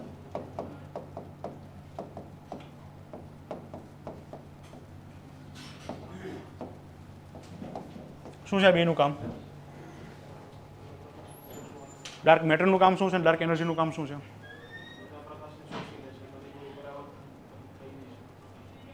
ડાર્ક મેટર શા માટે ડાર્ક આપણે કહીએ છીએ? કારણ કે એમાંથી લાઇટ પણ બહાર નથી આવી શકતી. લાઇટ બહાર તમને મને, હું તમને દેખાઉં છું, તમે મને દેખાવ છો. શા માટે? કારણ કે લાઇટ છે તમારી પહોંચીને મારી આંખ સુધી આવે છે, પરાવર્તન થાય છે. કોઈક એવા મેટર છે જે લાઇટને પણ બહાર નથી જવા દેતા. એનું ગુરુત્વાકર્ષણ બળ એટલું બધું સ્ટ્રોંગ છે કે લાઇટની કિરણોને પણ પોતાની અંદર સમાવી લે છે. તે આપણને નથી દેખાતા. એને આપણે શું કહીએ છીએ? Dark matter. ડાર્ક એનર્જી છે એવી વસ્તુ છે હા કે એની વિશે આપણને કંઈ ખબર જ નથી. આપણે એવું માનીએ છીએ કે ભાઈ કંઈક આવી વસ્તુ છે ડાર્ક એનર્જી કરીને. આપણે કેમ ભૂત પ્રેતમાં એમાં માનતા ના હોય તો કહીએ કે ભાઈ હશે કંઈક આવું. આ એ ભૂત પ્રેતવાળું નથી, પણ આ ડાર્ક એનર્જી કેના માટેની છે? કારણ કે બ્રહ્માંડનું વિસ્તરણ થાય છે. તો જો બ્રહ્માંડના એક આકાશગંગા અહીંયા છે, બીજી આકાશગંગા અહીંયા છે. આ બંનેને એકબીજાથી દૂર લઈ જવાવાળું કંઈ પરિબળ હોય તેની સામે કંઈક એવું પણ પરિબળ છે જે બેને એકબીજાની તરફ ખેંચે. ઓકે, તો બંનેને એકબીજાની સાથે ખેંચીને બાંધવાનું કામ કોણ કરે છે? બંનેને એકબીજાથી દૂર લઈ જવાનું કામ કોણ કરે છે? તો બ્રહ્માંડનું અત્યારે વિસ્તરણ થાય છે તો આ બેમાંથી કોણ વધારે પ્રબળ હશે? Dark energy. કારણ કે પાસે લાવવાનું, બે આકાશગંગાને પાસે લાવવાનું કામ કોણ કરતું હતું? તો ડાર્ક મેટર જે છે 27-28% જેટલું છે. આ જે છે 63-64% જેટલી છે. તો ઓલમોસ્ટ ડાર્ક એનર્જી છે કેવી છે? 3 ગણી છે ડાર્ક મેટર કરતાં. ઓકે, તો ડાર્ક એનર્જી છે શું કરે છે? બે આકાશગંગાઓ છે અને એકબીજાથી દૂર મોકલે છે. એટલે બ્રહ્માંડ અત્યારે શું થતું રહે છે? વિસ્તરણ થતું રહે છે. ઓકે, ચલો તો બ્રહ્માંડ વિશે તમારે એટલી વસ્તુ થોડીક યાદ રાખવાની છે. હવે આપણે બ્રહ્માંડની અંદર સૂર્ય મંડળ જે છે કઈ રીતે બન્યું, એની અંદર પૃથ્વી કઈ રીતે બની, આ બધી થિયરીમાં આપણે અત્યારે નથી જતા. છેલ્લી જે ફાઇનલ બિગ બેંગની સિદ્ધાંત હતો એ શું કહે છે? ખાલી એની ઉપર જ આપણે ફોકસ કરીએ, આગળની થિયરી ઉપર નથી જતા. તો બિગ બેંગ એવું કહે છે કે શરૂઆતમાં એક સિંગલ ટપકું હતું, એમાંથી શું થયું? વિસ્તરણ થઈ ગયું. પહેલી 3 મિનિટમાં શું બની ગયું? પ્રોટોન, ન્યુટ્રોન, ઇલેક્ટ્રોન એવું બની ગયું. પછી આ ભેગા થઈને શું બની ગયું? હાઇડ્રોજન. પછી આગળ જતાં થોડાક સમય પછી શું બનશે? 2 હાઇડ્રોજન ભેગા થઈ ઓકે અને બનાવી દીધું હિલિયમ. હવેનું જે બ્રહ્માંડ બની ગયું એમાં ખાલી 2 જ વાયુઓ હતા, હાઇડ્રોજન અને હિલિયમ. તો જો પહેલાં એ વાત કરી હતી કે ધુલીય વાદળ હતા, એ ધુલીય વાદળ ખાલી કયા વાયુના બનેલા હતા? ઓકે, તો અહીંયા શું કીધું એને કે ભાઈ ધુલીય વાદળ હતા, જે ઇમેન્યુઅલ કાંટે કીધું તેવી રીતે ધુલીય વાદળો હતા. નામ એને શું દઈશું તો કે ભાઈ એ ગરમ હતા. આપણે લાપ્લાસે જે કીધું હતું ધુલીય વાદળ કેવા હતા? ઠંડા નહીં, કેવા છે? ગરમ. તો આપણે થોડીક તો વાત એમ એની કે ભાઈ ધુલીય વાદળ હતા, ખાલી 2 જ ગેસ હતા. કયા હતા? હાઇડ્રોજન અને હિલિયમ. આ કેવા હતા? પહેલેથી ઠંડા હતા, ગરમ હતા? ગરમ હતા. તો હાઇડ્રોજન અને હિલિયમનું જે વાદળ હતું આવી રીતે મિક્સ થયેલું આવું, એને આપણે શું કહીશું? નિહારિકા કહીશું. જે નામ કોણે દીધું હતું? લાપ્લાસ નામના વ્યક્તિએ. તો આને આપણે કહીશું નિહારિકા. ઓકે, આ નિહારિકા છે. આમાં જેટલા પણ હાઇડ્રોજન અને હિલિયમના અણુઓ છે એ બીજા શું કરશે? એકબીજાની સાથે ગુરુત્વાકર્ષણ બળ લગાવશે અને એકબીજા સાથે એટ્રેક્ટ થશે. આ જ્યારે કોઈ પણ જગ્યાએ આવીને ભેગા થવાનું સ્ટાર્ટ થઈ જાય કોઈ એક જગ્યાએ આવીને, ઓકે, અહીંયા તો અહીંયા શું બનશે? તો કે આ નિહારિકાની અંદર કોઈક એક જગ્યાએ જ્યાં હાઇડ્રોજન અને હિલિયમના અણુઓ ભેગા થઈ અને એક સાથે શું કરી દે, એક માસ બધું ભેગું થવા માંડે, તો ત્યાં શું બનશે? અહીંયા બનશે આકાશગંગા. ઓકે, ગેલેક્સી બનશે. તો અહીંયા આકાશગંગા બનશે. સેમ એવી એક આકાશગંગા અહીંયા પણ બનશે, એક આકાશગંગા અહીંયા પણ બનશે. તો શું થશે કે આ જે નિહારિકા હતી એમાંથી બહુ બધી આકાશગંગાઓ બનશે. આવો મલ્ટિપલ આકાશગંગાનો સમૂહ જે હોય છે, એક કરતાં વધારે આકાશગંગાનો સમૂહ, એને આપણે શું કહીએ? Super cluster of Galaxy. આગળ મેં તમને કીધું હતું. તો અત્યારે આપણે જે સૌથી મોટી સુપર ક્લસ્ટર ગોઈતું છે આપણા સાયન્ટિસ્ટોએ, એનું નામ શું છે? સરસ્વતી. તો આ નિહારિકા વાદળમાં શું થશે કે જે જગ્યાએ દળ બધું ભેગું થવા મળશે તો એ જગ્યાએ આકાશગંગા બનશે. ચલો માની લો કે આ એક જગ્યાએ આવી આકાશગંગા બની ગઈ. હવે આકાશગંગામાં પણ શું થશે? આમાં પણ કરોડો હાઇડ્રોજન અને હિલિયમના અણુઓ હશે. આમાંથી કોઈક એક જગ્યાએ અહીંયા આવીને હાઇડ્રોજન અને હિલિયમના અણુઓ પાછા ભેગા થવાના સ્ટાર્ટ થઈ ગયા અહીંયા. તો આ શું બનાવશે? એ બનાવશે સૂર્યમંડળ. અહીંયા અલગ અલગ તારામંડળ. ઓકે, નિહારિકામાંથી શું બન્યું? આકાશગંગા. આકાશગંગામાં જે જગ્યાએ આવી રીતે દળ બધું ભેગું થવા મળશે તે કોની રચના કરશે? તારામંડળની. હવે આ તારામંડળ જે છે એને આપણે અહીંયા લઈ લઈએ કે આ તારામંડળ છે. તેમાં જે કેન્દ્રમાં સૌથી વધારે જે દળો છે એ ક્યાં રહેશે? સેન્ટરમાં. કારણ કે કોઈ પણ વસ્તુ હોય ભારે હોય એ ક્યાં રહે? વચ્ચે. તમે પાણીની ડોલ હોય એમાં રેતી નાખીને પછી ડોલને પાણીને એમાં હલાવો તો ભારે વસ્તુ જે કાંકરા અને રેતી છે ક્યાં આવી જશે? વચ્ચે. તો જે આખા આ જે તારામંડળ છે એમાં એનું મુખ્ય જે માસ હશે દળ એ ક્યાં રહેશે? કેન્દ્રમાં. હવે આમાંથી જે છૂટી સવાય આ બધી રિંગ બનશે એમાં શું બની જશે? અલગ અલગ એક્સિસો બનશે આમ. અને એમાં જેટલું પણ દળ હતું નાના નાના હાઇડ્રોજન હિલિયમને એ બધા અણુઓ ભેગા થઈ શું બનાવશે? એક ગ્રહ. અહીંયા પણ એક ગ્રહ બનાવશે. અહીંયા પણ આવી રીતે છૂટું સવાયું જે દળ હતું એ બધું ભેગું થઈને એક ગ્રહ બનાવશે. તો આવી રીતે શું બનશે? એક તારામંડળ બનશે અને તારામંડળની ફરતે શું બનશે? એના અલગ અલગ ગ્રહો. સમય જતાં આ ગ્રહો છે એમાંથી પણ કંઈક દળ છૂટું પડી જશે અને એ શું બનશે? તો કે એક તારાની ફરતું નહીં ફરે, એ કોની ફરતે ફરશે? ગ્રહની ફરતે. એ બની જશે એના ઉપગ્રહો. તો તમારી એનસીઆરટી ખાલી શબ્દ જ એવા આપે છે કે પ્લાનેટ કોને કહેવાય, તારામંડળ કોને કહેવાય, ઉપગ્રહો કોને કહેવાય. હવે ખબર પડી ગયા કઈ રીતે બધા બને છે. હવે એક વસ્તુ જે તમારી એનસીઆરટી કહે છે ધૂમકેતુ.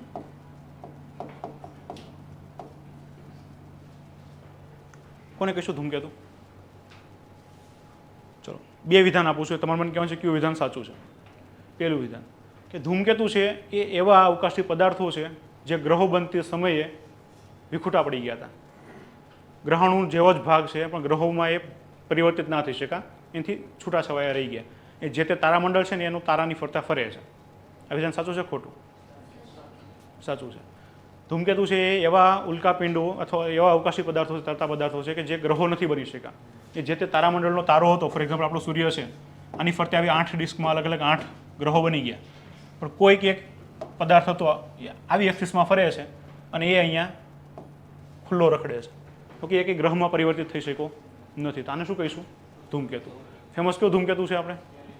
હેલીનો. કેટલા વર્ષે આવે છે? ઓકે, તો એ બાબત તમારે ખાસ યાદ રાખવાનું છે કે હેલીનું ધૂમકેતુ દર 76 વર્ષે છે એ દેખાય. લાઈફમાં તમે એકાદ વખત જોઈ શકો. બહુ નાના હોય એકદમ બાળકને ત્યારે જોઈ લીધો હોય તો કદાચ તમે વૃદ્ધાવસ્થામાં બીજી વાર જોઈ શકો. આ હેલીનો ધૂમકેતુ છે શું છે? સૂર્યની ફરતે આવી એક્સિસમાં ફરે છે અને દર 76 વર્ષે તમને એક વખત દેખાય. ઓકે, ચલો બીજો એક આવે છે પૂંછડીયો તારો. એમાં ધૂમકેતુમાં શું ફરક છે?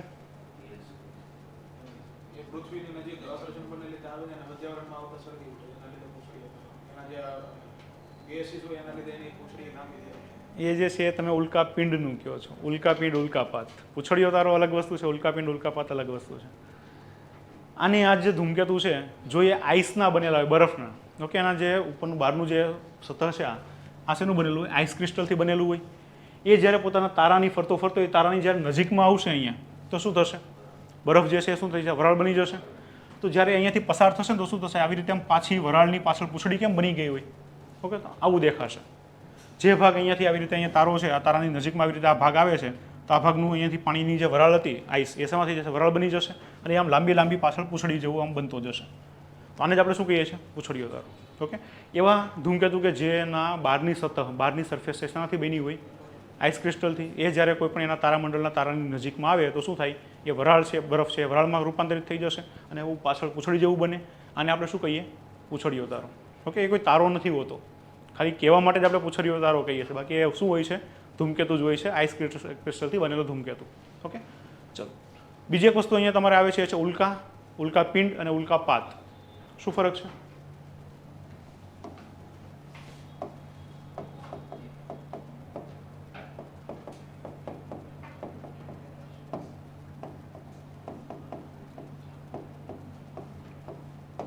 શું ફરક છે આમાં? ઉલ્કા કોને કહીશું?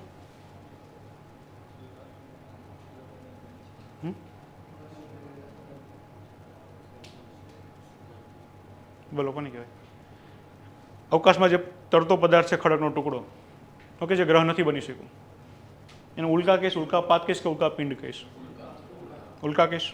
ઓકે, અને આપણે મિટિયોર કહીએ ઇંગ્લિશમાં. ધૂમકેતુનું જેવું જ હોય છે, એસ્ટ્રોઇડની જેવું. આ જે છે શું છે? ખગોળીય પદાર્થ છે. ઓકે, બરફ શું આપણે ખડકનો પથ્થર હશે, એ જે છે પોતે ગ્રહ નથી બની શક્યો. ગ્રહાણુ બહુ બધા ભેગા થઈ અને એક ટુકડો તો બનાવી દીધો, મોટો બધો રૂમ જેટલો ખડકનો ટુકડો, પણ એ ગ્રહ નથી બની શક્યો. ઓકે, તો એને શું કહીશું આપણે? ઉલ્કા કહીશું. આ જે ઉલ્કા છે એ જ્યારે ખરવા માંડે અને પૃથ્વીના વાતાવરણની અંદર આવી રીતે આમ આવવા માંડે, તો આ જે વર્ષા થાય છે ઉલ્કાની, એને શું કહીશું? ઉલ્કાપાત. કયા આવરણની અંદર આવીને ઉલ્કા છે સળગવા માંડશે? મધ્યાવરણ. ઓકે, પૃથ્વીના મધ્યાવરણની અંદર આવી અને ઉલ્કા શું થાય છે? સળગવા માંડે છે. શા માટે મધ્યાવરણની અંદર જ આવીને સળગે છે? કારણ કે મધ્યાવરણની ઉપર જાઓ 80 કિલોમીટરથી ઉપર, તો ત્યાં તમને પછી વાયુ છે એ નાઇટ્રોજન, હાઇડ્રોજન એ બધા ફિક્સ મિક્સર રૂપે નથી જોવા મળતા. અત્યારે અહીંયા આપણે વાયુ લઈએ આ રૂમનો, તો શું હશે? 78% નાઇટ્રોજન હશે, 21% ઓક્સિજન હશે, 0.9% આર્ગન હશે. ત્યાં તમે જાઓ ને મધ્યાવરણથી ઉપરની સાઈડમાં, પછી ત્યાં શું આવે? અલગ અલગ સ્તર આવે.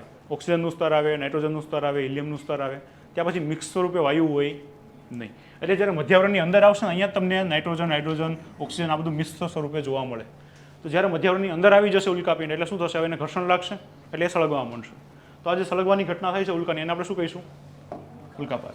ઓકે, પછી જે ટુકડો એમ છતાંય સળગવા છતાંય જે થોડો ઘણો રહી વધી જાય અને અહીંયા જમીન સુધી પહોંચી જાય, એને શું કહીશું આપણે? ઉલ્કાપિંડ. ઓકે, મિટિયોર, મિટિયોર શાવર અને મિટિયોરાઇટ. ઓકે, પછી એક હોય છે તારાઓનો સમૂહ, જેને કોન્સ્ટિલેશન કહેવાય.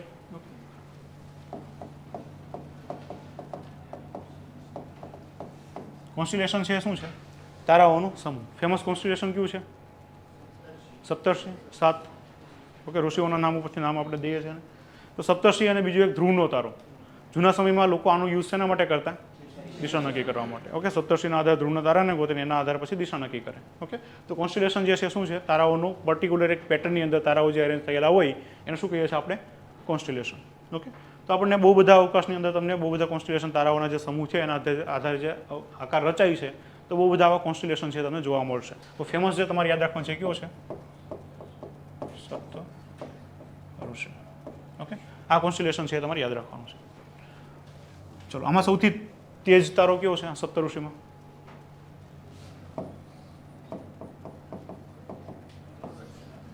ઓકે, અગત્યનો તારો જે છે સૌથી સ્ટ્રોંગ છે.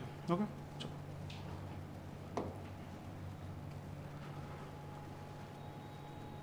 અહીંયા સુધી તમારું જે હતું આ બધા જે ડેફિનેશન 6થા ધોરણની એનસીઆરટી દીધી છે ને 2 પેજમાં, બસ એ હતી. હવે આપણે ક્યાં આવશું? 11મા ધોરણની એનસીઆરટીમાં.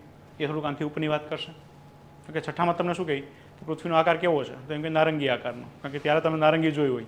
તમને એવું કહી દે કે હવે પૃથ્વી જેવો બીજો કોઈ આકાર જ નથી, એટલા માટે એને જીઓઇડ આકાર કહેવાય છે. તો મજા ના આવે 6ઠા ધોરણમાં એમ કહી દો ભણવું જ નથી. ઓકે, છોડ દઈએ. હજી તો ચલો તમને એમ થાય જીઓઇડ તો એ સારી વસ્તુ છે, કારણ કે જીઓનો મતલબ થાય પૃથ્વી, તો પૃથ્વી જેવો આકાર એટલે જીઓઇડ થઈ ગયો. ઓકે, પૃથ્વી જેવો બીજો કોઈ આકાર જ નથી આખા બ્રહ્માંડનો. તો તમને એમ કહે કે ચલો આ નહીં, હજી એક બીજું એક તમને નામ દઉં.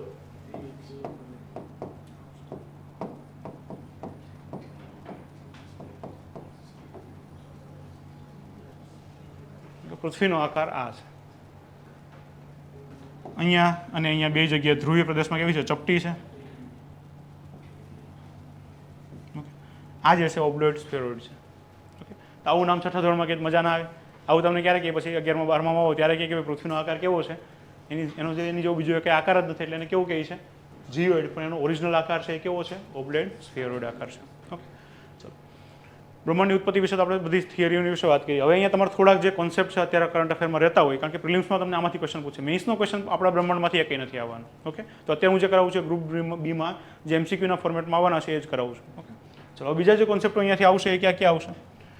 હમણાં અત્યારે આપણે આદિત્ય L1 મોકલું હતું, તો આદિત્ય L1ના લીધે આપણો જે તારો છે મેઇન સૂર્યમંડળનો, સૂર્ય, એ મહત્વપૂર્ણ થઈ જાય છે. કઈ કઈ બાબતો સૂર્ય વિશે યાદ રાખવાની છે.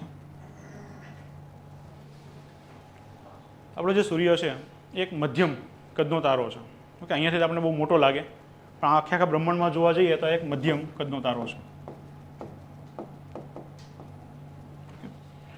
આપણે આખા સૌરમંડળની વાત કરીએ ને તો 99.9% દળ જે છે આખા સૂર્યમંડળનું આ એકલા પાસે છે, સૂર્ય પાસે. ઓકે, બાકીના બધા ગ્રહો આવી ગયા, બધા ઉલ્કા આવી ગઈ, બધા જે ધૂમકેતુ હતા એ બધા આવી ગયા, ખાલી એકલા આની પાસે જ 99.9% માસ છે. ઓકે, દળ જે છે. ઓકે, માસ એટલે દળ. હવે અહીં આપણે જે વાત કરવાની છે કે આ જે સૂર્ય છે એની અંદર જે હાઇડ્રોજન, એની ઉર્જા ક્યાંથી આવશે, તો કે અહીંયા હાઇડ્રોજનનું રિએક્શન થાય. ઓકે, હાઇડ્રોજન પ્લસ હાઇડ્રોજન શું બનાવે, હિલિયમ. તો અહીંયા અલગ અલગ સ્તર આવેલા છે સૂર્યની અંદર.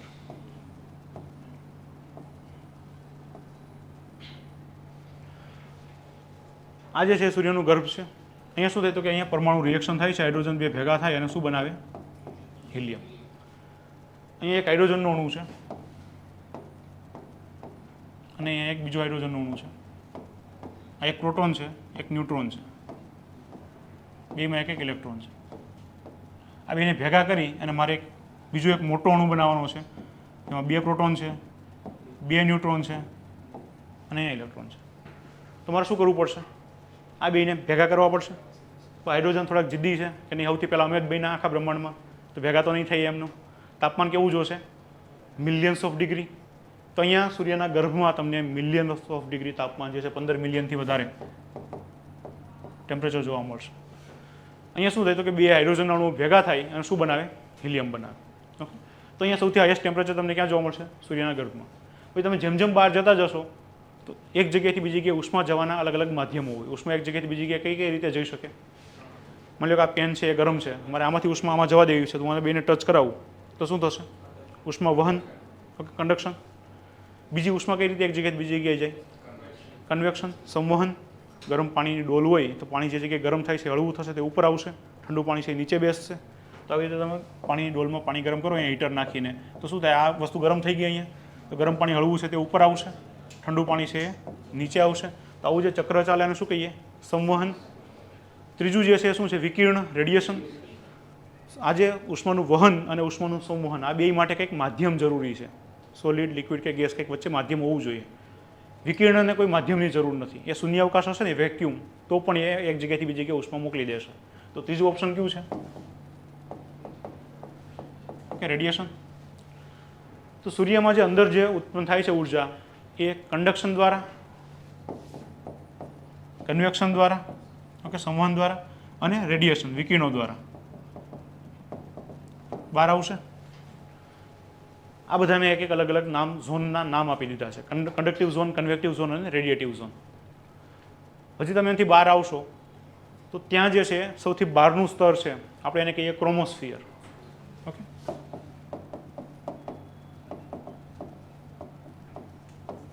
ક્રોમોસ્ફિયર. આ ક્રોમોસ્ફિયર છે શું છે, સૂર્યની ફરતી બાજુનો સૌથી બહારનું જે ભાગ છે એને આપણે ક્રોમોસ્ફિયર કહીએ.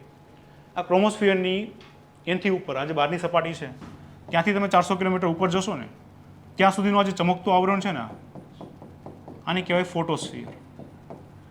ઓકે, જીપીએસસી ક્લાસ 1 માં અહીંયાથી ક્વેશ્ચન પૂછ્યો હતો તો સૂર્યની ફરતે 100 કિલોમીટર આવેલું તેજોમય આવરણ કયા નામથી ઓળખાય છે, ફોટોસ્ફિયર. ઓકે, તો ક્રોમોસ્ફિયરથી નહીં બહાર 400 કિલોમીટર બહાર જશો ત્યાં શું આવશે, ફોટોસ્ફિયર. હજી આમથી નહીં બહાર જે છે એક ચમકતી રિંગ આવશે.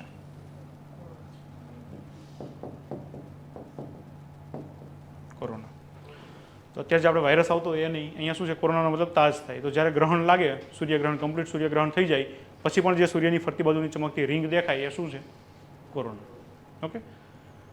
અત્યારના સમયમાં હમણાં અત્યારે ન્યૂઝમાં એવું હતું કે ભાઈ કોરોના જે છે સૂર્યનું એમાંથી દળ છૂટું પડી અને પૃથ્વી બાજુ આવે છે, જેના લીધે પૃથ્વી ઉપર યુવી રેડિયેશનનું પ્રમાણ વધતું જાય છે. અત્યારે 44 ડિગ્રી તાપમાન અઠવાડિયા 10 દિવસથી અમદાવાદ ગાંધીનગરનું છે. શા માટે એટલું બધું હીટવેવનો પીરિયડ એટલો બધો લાંબો ચાલ્યો છે?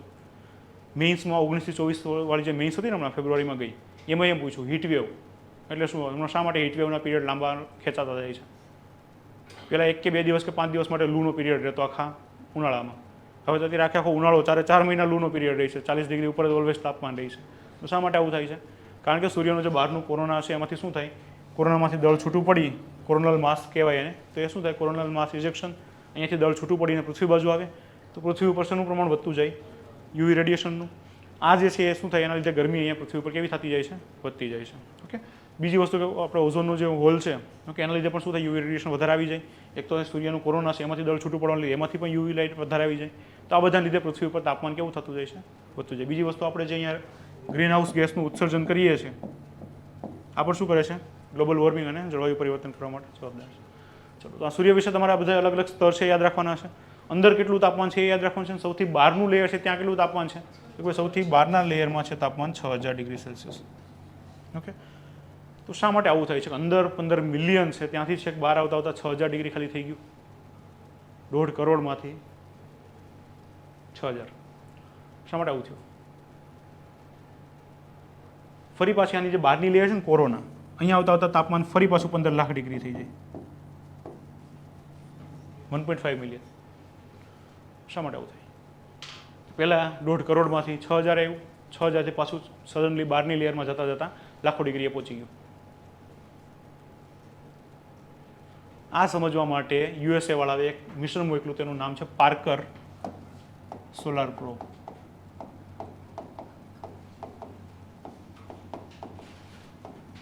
ઓકે. સૂર્યના વાતાવરણ સુધી પહોંચનાર પહેલું મિશન પહોંચી ગયું. સૂર્યનું જે ફરતી બાજુનું વાતાવરણ છે ત્યાં એન્ટર થયું છે પાર્કર સોલાર પ્રોબ. ઓકે. ચલો, આપણે પણ એક મિશન મોકલ્યું આદિત્ય L1.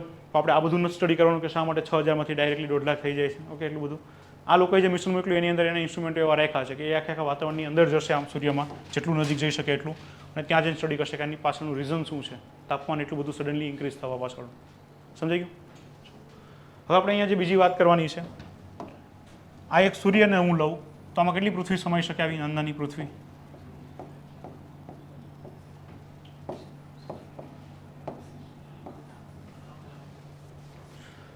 એક સૂર્યમાં 3 લાખ પૃથ્વી સમાઈ શકે.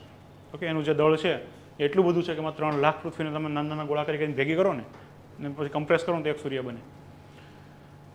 કેટલું છે અહીંયાનું ગુરુત્વાકર્ષણ બળ?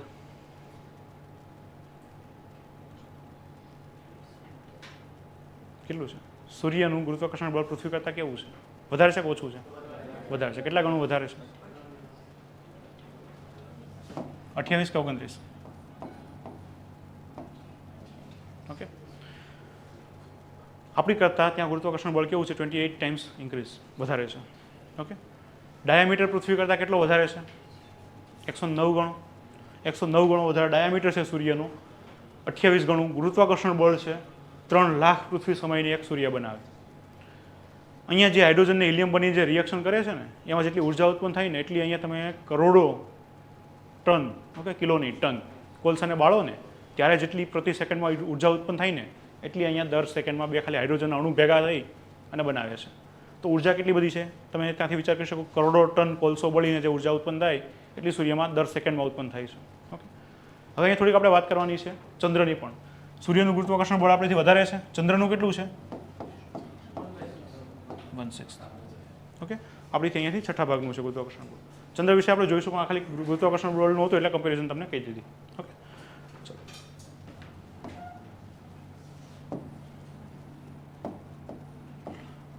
હવે આપણે વાત કરીએ કે આ જે સૂર્ય નામનો તારો છે એ જ્યારે મરશે ત્યારે શું થશે? કોઈ પણ તારા હોય એની કંઈક આયુષ્ય હોય. કે આપણો તારો જે છે હજી થોડાક 3-4 બિલિયન જેટલો વર્ષ જીવી જશે. આજથી 13.7 અબજ વર્ષ પહેલાં બિગ બેંગ થયું ત્યારથી લઈને લાંબો સમય 6-7 બિલિયન સુધીનો સમય જતો રહ્યો. આજથી 4.4 બિલિયન વર્ષ પહેલાં શું થયું? તો કે આપણું જે અલગ અલગ જે તારામંડળ છે, આ ગ્રહમંડળ છે ને આ બધા ગ્રહો આ બધા ઉત્પન્ન થયા. તો સૂર્ય જે છે એટલા બિલિયન વર્ષ પહેલા ઉત્પન્ન થઈ ગયો. આ જે છે આ બધા એટલા બિલિયન વર્ષ પહેલા આજથી ઉત્પન્ન થયા. હવે જ્યારે આપણો ગ્રહ જે છે ત્રીજા નંબરનો બુધ, પછી શુક્ર, પછી પૃથ્વી. તો આપણો ગ્રહ જ્યારે ઉત્પન્ન થતો હતો ને ત્યારે શું હતું, ગરમ આગનો ગોળો જ હતો. એ સમયમાં ક્યાંકથી કોઈ ઉલ્કાપિંડ આવીને આની સાથે ટકરાઈ ગયો. તો આપણો જે ગ્રહ હતો આવી રીતે અહીંયા ક્યાંકથી બહારથી ઉલ્કાપિંડ આવીને અહીંયા ટકરાણો, તો એમાંથી એક મોટું બધું દળ છે એ છૂટું પાડી દીધું. આ દળ જે જગ્યાથી છૂટું પડ્યું એને આપણે પેસિફિક ઓશિયન કહીએ છીએ, પ્રશાંત મહાસાગર. અને એ જે દળ છૂટું પડ્યું એ પૃથ્વીની ફરતે ક્યાંક ફરવા માંડ્યું, જેને આપણે શું કહીએ છીએ, ચંદ્ર. તો આપણો જે ચંદ્ર છે એ કઈ રીતે બન્યો, તો કે પૃથ્વી જ્યારે બનતી હતી ત્યારે ગરમ આગનો ગોળો હતો. હજી જે ઠરવાનું સ્ટાર્ટ થયું હતું ત્યાં દૂરથી કે ઉલ્કાપિંડ જે છે આવીને ટકરાણો મોટો, તો એના લીધે શું થયું કે ભાઈ પૃથ્વીમાંથી મોટું દળ જે છે છૂટું પડી ગયું અને એ પૃથ્વીની ફરતે ફરવા માંડશે. આ જે ઘટના હતી એને શું કહેવાય છે, બિગ સ્પ્લેટ. જે રીતે બિગ બેંગ શું હતું, બિગ બેંગ બ્રહ્માંડની ઉત્પત્તિ માટે હતું, એમ બિગ સ્પ્લેટ શેના માટે છે,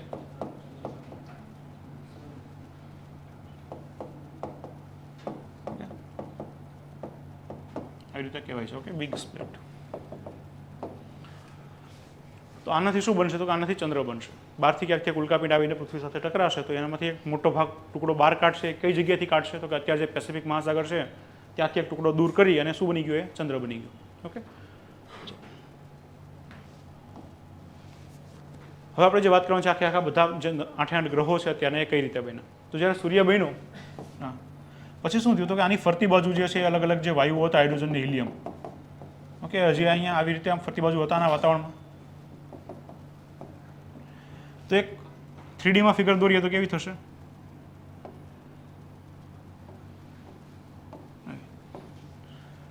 આવી એક ડિસ્ક જેવો આકાર છે એ બની ગયો સૂર્ય.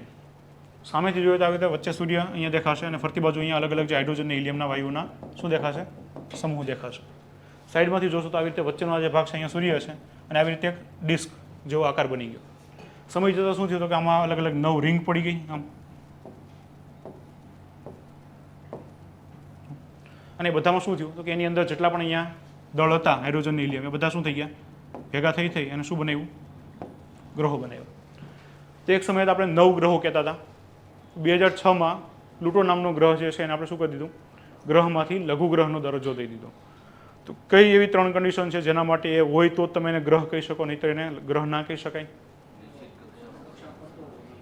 શું હોય છે, પહેલાં તો એનો આકાર કેવો હોવો જોઈએ, ગોળ હોવો જોઈએ. બીજું તો કે એની એક ફિક્સ કક્ષા હોવી જોઈએ, એની કક્ષામાં એની સિવાય બીજો કોઈ ઓબ્જેક્ટ હોવું જોઈએ નહીં. તો અહીંયા પ્લુટોમાં શું હતું, તો કે પ્લુટોની જે કક્ષા હતી એમાં બીજો પણ આવા તરતા પદાર્થો બીજા હતા, કારણ કે એની પોતાની આખી જે કક્ષા હતી એને ક્લિયર નહોતી કરી. પૃથ્વીમાં શું થયું, તો કે પૃથ્વીની કક્ષામાં જેટલા પણ અહીંયા બીજા ખગોળીય પદાર્થો હતા ને એ બધાને પૃથ્વીએ પોતાની અંદર સમાવી લીધા જ્યારે ગરમ આગનો ગોળો હતી ત્યારે. પ્લુટો એવું ના કરી શક્યો. તો પ્લુટો અત્યારે પ્લુટો એક અહીંયા ફરે છે, બીજા નાના નાના ખગોળીય પદાર્થો બીજા એની એક્સિસમાં ફરે છે. મતલબ કે એને પોતાની એક્સિસ જે હતી આખી ક્લિયર કરેલી નથી, એની એક્સિસમાં બીજા પણ ખગોળીય પદાર્થો છે એ તરે છે. એટલા માટે આપણે પ્લુટોને ગ્રહ તરીકે ગણતા નથી. ઓકે, અત્યારે કેટલા ગ્રહ છે, 8. ચલો, હવે આપણે દરેક ગ્રહ વિશે એક એકનું જોતા જઈએ. એ પહેલાં થોડુંક ચંદ્ર વિશે જોઈ લઈએ, કારણ કે ચંદ્રયાન 3 મોકલેલું છે. ઓકે, ચંદ્ર જે છે પહેલાં જે ડિસ્ટન્સનું બાકી રહી ગયું, પૃથ્વીનું અને સૂર્યનું ડિસ્ટન્સ, એ પહેલાં જોઈ લઈએ. આપણી પૃથ્વી જે છે સૂર્ય ફરતે કઈ રીતે ફરે છે, ગોળ એક્સિસમાં ફરે કે આવી લંબગોળ એક્સિસમાં ફરે, લંબગોળમાં. તો એક પોઈન્ટ કેવો આવશે જ્યારે પૃથ્વી ક્યાં હશે, સૂર્યની સૌથી નજીકમાં. એક પોઈન્ટ કેવો આવશે જ્યારે દૂર હશે. આ જ્યારે નજીક હશે ત્યારે બંનેની વચ્ચે અંતર કેટલું હશે, જ્યારે દૂર હશે ત્યારે બંનેની વચ્ચે અંતર કેટલું હશે.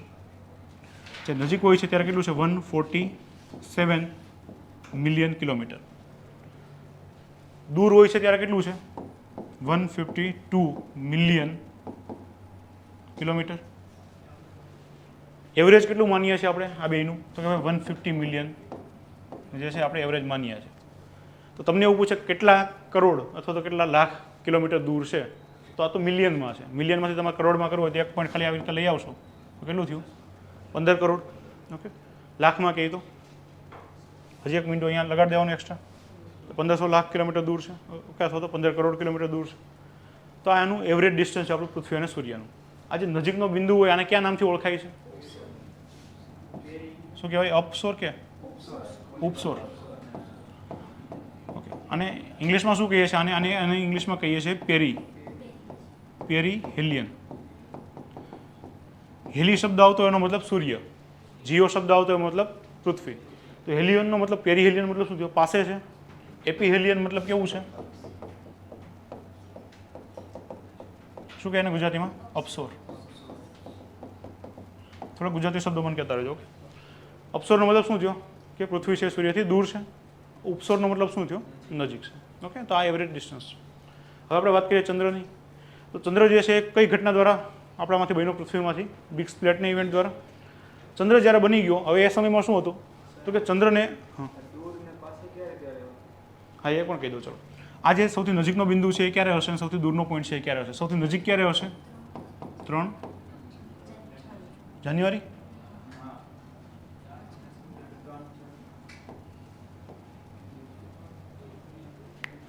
4 જુલાઈ.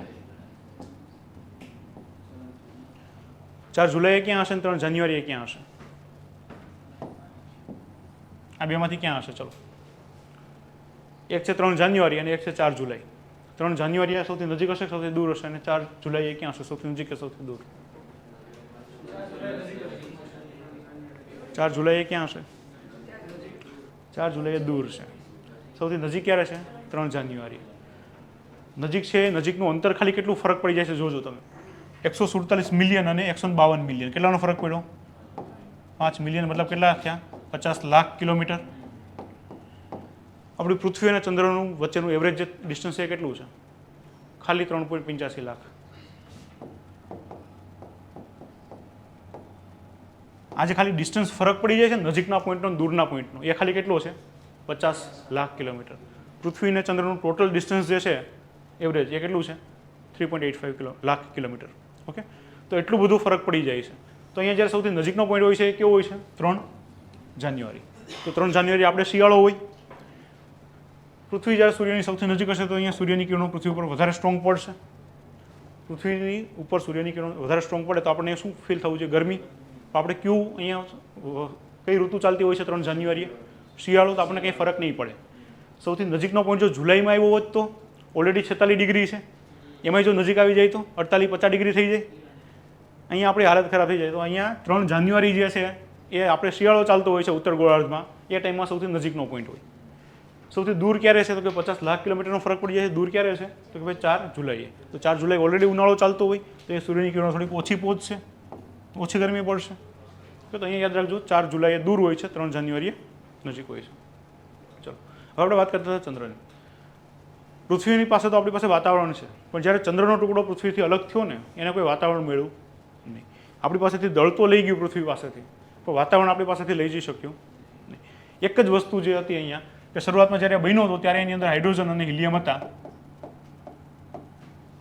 પછી એ શું થઈ ગયા? બહુ બધા વાયુ આની અંદર હાઇડ્રોજન ભેગા થઈ હિલિયમ બની ગયા, હિલિયમ ભેગા થઈ એની પછીનું જે એલિમેન્ટ આવતું તે બની ગયા. છેલ્લે આ બધું જે છે એ કઠોર ખડકનો ટુકડો બની ગયો. એની આજુબાજુ કોઈ વાતાવરણ હતું નહીં. તો અત્યારે શું થાય છે કે આ જે ચંદ્ર છે એનો જે ભાગ સૂર્યની સામે હશે, આ ભાગ એકદમ પોઝિટિવ તાપમાન થઈ જાય છે, 200 ડિગ્રી, 250 ડિગ્રી, 260 ડિગ્રી. જે ભાગ સૂર્યથી વિપરીત દિશામાં છે ત્યાં એટલું નેગેટિવ થઈ જાય, 150, 180, 200 એટલું નેગેટિવ. પૃથ્વી ઉપર આવું નથી થતું. શાના માટે નથી થતું આવું? કારણ કે આપણી પાસે શું છે? વાતાવરણ. જો પૃથ્વી પાસે વાતાવરણ અને એમાં ઓઝોનોસ્ફિયર ના હોત તો આપણે આવું થાત. ચંદ્ર પાસે અત્યારે વાતાવરણ નથી એટલે એને આવું થાય છે કે જે ભાગ સૂર્યની સામે છે ત્યાં તાપમાન પોઝિટિવમાં 200-300 ડિગ્રી રહે, જે ભાગ વિરુદ્ધમાં હશે ત્યાં નેગેટિવમાં એટલું તાપમાન રહે. ઓકે, તો શા માટે આપણે અહીંયા ચંદ્રયાન 3 મોકલું? 14 દિવસનો કાર્યકાળ રાખ્યો. શા માટે 14 દિવસનો કાર્યકાળ હતો?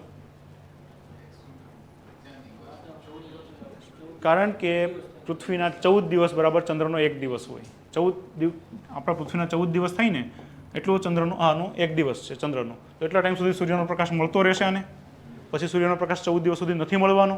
તો આપણું ચંદ્રયાન કેવું થઈ ગયું? તો કે ભાઈ માઇનસમાં 200-300 ડિગ્રી સહન કરી શકે એમ છે નહીં. તો આપણે શેમાં નાખી દીધું? સ્લીપ મોડમાં નાખી દીધું. પછી પાછું આપણે ક્યારે સ્ટાર્ટ જ ના કર્યું એને. તો 14 દિવસનો કાર્યકાળ હતો આપણો ચંદ્રયાનનું જે ત્યાં નીચે ઉતર્યું હતું પ્રજ્ઞાન રોવરને એનું. ઓકે, તો અહીં એક ખાસ બાબત શું યાદ રાખવાની છે કે ભાઈ ચંદ્ર ઉપર કેટલા પૃથ્વીના દિવસ બરાબર 1 દિવસ થાય? તો પૃથ્વીના 14 દિવસ બરાબર ચંદ્રનો 1 દિવસ થાય. ગુરુત્વાકર્ષણ બળ પૃથ્વી કરતાં કેટલામાં ગણું છે? 6થા ભાગનું. ઓકે, ચલો, બીજું આની પાસે વાતાવરણ છે નહીં. તો ચંદ્ર ઉપર જઈને તમારે વાતચીત કરવી તો થઈ શકે વાતચીત થવા માટે શું જોઈએ? માધ્યમ જોઈએ, એર જોઈએ. હવા છે ત્યાં? નથી. વાતાવરણ નથી, તો ત્યાં તમારે વાતચીત કરવી હોય તો કમ્યુનિકેશન કરી શકો નહીં. ઓકે, હવે જે આપણે વાત કરવાની છે ચંદ્ર વિશે. ચંદ્ર માટે આપણે ચંદ્રયાન-1 મોકલ્યું હતું. આજે ચંદ્રયાન-1 મોકલ્યું હતું એમાં શું શું વસ્તુ હતી? ચંદ્રયાન-1માં ખાલી ફરતું ફરવાનું જ હતું કે નીચે ઉતરવાનું હતું? ખાલી ફરતું ફરવાનું જ હતું. શું કહીશું એને આપણે? ઓર્બિટર. ચંદ્રયાન-1 જે હતું એની અંદર ખાલી શું હતું? તો કે ભાઈ ઓર્બિટર એક જ હતું, ફરતી બાજુ ફરવાનું જ હતું, નીચે ઉતરવાનું નહોતું. 2ની વાત કરીએ તો ઓર્બિટરે હતું, લેન્ડરે હતું. શું નામ હતું લેન્ડર? વિક્રમ. અને એનાથી એક પૈડાવાળું સાધન નીકળવાનું હતું, રોવર. શું નામ હતું એનું? પ્રજ્ઞાન. આ ચંદ્રયાન-2 જે છે ને શું કરાવવાનું હતું? સોફ્ટ લેન્ડિંગ કે હાર્ડ લેન્ડિંગ? ધડામ દઈને ટકરાવવાનું હતું કે શાંતિથી ધીમે ધીમે ઉતરવાનું? Soft landing. આજે સોફ્ટ લેન્ડિંગ કરાવવાનું હતું પણ સોફ્ટ લેન્ડિંગ થઈ શક્યું નહીં. પછી આપણે મોકલ્યું ચંદ્રયાન-3.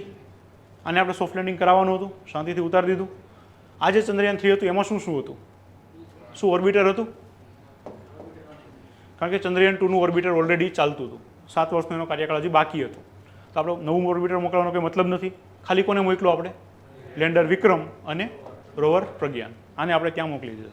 ચલો, એ ત્યાં એક જગ્યાએ જઈ અને દક્ષિણ ધ્રુવ છે એનો ચંદ્રનો, ત્યાં જઈને ઉત્તરાયણ કર્યું. હવે અહીંયાથી હું તમને થોડાક પ્રશ્ન પૂછું છું પ્રિલિમના વાક્યવાળા. પહેલો પ્રશ્ન એ છે કે ચંદ્રના દક્ષિણ ધ્રુવ પર ઉતરનાર ભારત પ્રથમ દેશ બની ગયો છે. વિધાન સાચું છે ખોટું? સાચું. તમને એવું પૂછે કે ચંદ્રનો પાછળનો ભાગ, એક ભાગ કેવો છે? પૃથ્વીની હંમેશા સામે સામે જ રહી અને એક ભાગ હંમેશા પાછળ ને પાછળ જ રહી. એ શા માટે રહે હું તમને કહીશ હમણાં. પણ જે પૃથ્વીનો એવો ભાગ ચંદ્રનો કે જે પૃથ્વી ઉપર દેખાતો જ નથી ક્યારેય, ચંદ્રનો પાછળનો ભાગ, એ ભાગ ઉપર પહેલો ઉતરનાર દેશ કયો બની ગયો? ચીન જે છે એ પૃથ્વી ઉપરથી ચંદ્રનો જે ભાગ નથી દેખાતો એ બાજુના ભાગમાં જઈને ઉતરનાર પહેલો દેશ બની ગયો ચીન. દક્ષિણ ગોળાર્ધમાં ઉતરનાર ભારત પહેલો દેશ બની ગયો. ચંદ્ર પર ઉતરનાર ટોટલ કેટલામાં નંબરનો દેશ હતો ભારત? 4થા નંબરનો. ઓકે, યુએસએ, યુએસએસઆર, ચાઇના અને ભારત. જો ચંદ્રયાન-2 આપણું ઉતરી ગયું હોત તો 3જા નંબરનો થાત. પણ ચંદ્રયાન-2 આપણું ઉતરી ના શક્યું. ચાઇનાવાળા એનું જે ચેંગ મિશન હતું, ચેંગ-3, એ ઉતારી દીધું. પછી આપણે હવે ભારતે આપણું ચંદ્રયાન-3 મોકલ્યું તો આપણે 4થા નંબરના દેશ બની ગયા જેણે ચંદ્ર ઉપર સફળ રીતે ઉત્તરાયણ કર્યું હોય. ઓકે, ચલો. હવે અહીંયા થોડીક વાત એ કરવાની છે કે આજે ચંદ્ર છે એના દક્ષિણ ધ્રુવને જ આપણે શા માટે સિલેક્ટ કર્યો હતો? કારણ કે ત્યાં પાણી મળવાની શક્યતા વધારે છે. ઓકે, હવે આપણે જે વાત કરવાની કે શા માટે પાણી મળવાની શક્યતા ત્યાં વધારે છે. કારણ કે આ એક ભાગ ચંદ્રનો એવો છે જે પૃથ્વીની હંમેશા સામેની સામે જ રહે છે. એક ભાગ એવો છે જે પૃથ્વીથી હંમેશા વિપરીત દિશામાં જ રહે છે. તો જે વિપરીત દિશામાં રહે છે ને ત્યાં બહુ બધા ઉલ્કાપિંડો ટકરાણા હતા પાસ્ટ સમયમાં. તે સમયમાં જે ઉલ્કાપિંડો ટકરાણા હતા તેને મોટા મોટા ખાડાઓ કરી દીધા હતા. એ ખાડામાં જે ગ્લેશિયર જામી ગયેલું હોય તો ત્યાં ક્યાંક પાણીના સાક્ષ્ય મળવાના શક્યતાઓ છે. એટલા માટે આપણે દક્ષિણ ધ્રુવવાળો જે ભાગ હતો ચંદ્રનો કે જ્યાં બહુ બધા ઉલ્કાપિંડો ટકરાણા છે ત્યાં આપણે ઉતરવાનું નક્કી કર્યું. ઓકે, ચલો. હવે શા માટે આવું થાય છે કે એક ભાગ હંમેશા પૃથ્વીની સામે રહી છે, સામે જ રહી છે, અને પાછળ રહી હંમેશા અગેન્સ્ટમાં જ રહી છે? યસ, બે વસ્તુ એક સમાન છે. ચંદ્રને જેટલો ટાઈમ પોતાની ધરી ફરતે ફરતા લાગે એટલો ટાઈમ એને પૃથ્વીની ફરતે ફરતા લાગે. તો પોતાની ધરી ફરતે ફરવાનું છે અને પૃથ્વીની ફરતે ફરવાનું છે, બેયનો સમય કેવો છે? એક સમાન.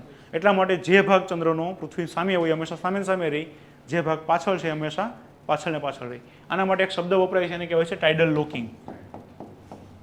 ચંદ્ર અને પૃથ્વી કઈ રીતે જોડાયેલા છે? તો કે ભાઈ ટાઇડલ લોકિંગ દ્વારા જોડાયેલા છે. જેના લીધે ચંદ્રનો જે ભાગ પૃથ્વીની સામે રહી હંમેશા સામે જ રહી છે, જે ભાગ નથી દેખાતો એ ક્યારેય દેખાતો નથી. ઓકે,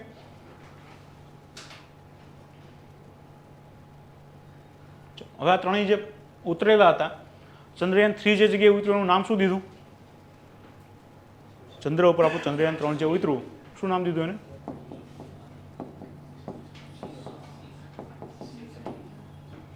ઓકે, જે જગ્યાએ ચંદ્રયાન-3 સફળ ઉત્તરાયણ કર્યું દક્ષિણ ગોળાર્ધમાં એને આપણે નામ શું દીધું? તો કે ભાઈ શિવશક્તિ પોઈન્ટ.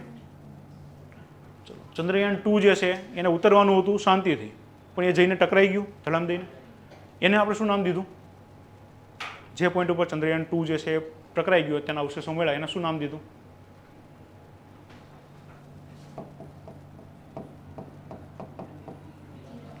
તિરંગા પોઈન્ટ. ઓકે, તિરંગા પોઈન્ટ શેના માટે? તો જે જગ્યાએ ચંદ્રયાન-2 જે છે ધડામ દઈને ક્રેશ લેન્ડિંગ થઈ ગયું એને નામ દીધું તિરંગા પોઈન્ટ. ચંદ્રયાન 1 જે છે એમાં તો ખાલી ફરતું ફરવાનું જ હતું, પણ એની અંદર પણ એક વસ્તુ હતી જે ચંદ્ર પર ઉતરી હતી, અને એ હતો ભારતનો ઝંડો. ઓકે, મૂન ઇમ્પેક્ટ પ્રોબ, એમાંથી એક વસ્તુ નીકળ્યું અને એ જઈને ચંદ્ર પર ટકરાણું, એમાં હતો ભારતનો ઝંડો. એ જે મૂન ઇમ્પેક્ટ પ્રોબ હતું એ જે જગ્યાએ જઈને ટકરાણું એને શું નામ દીધું?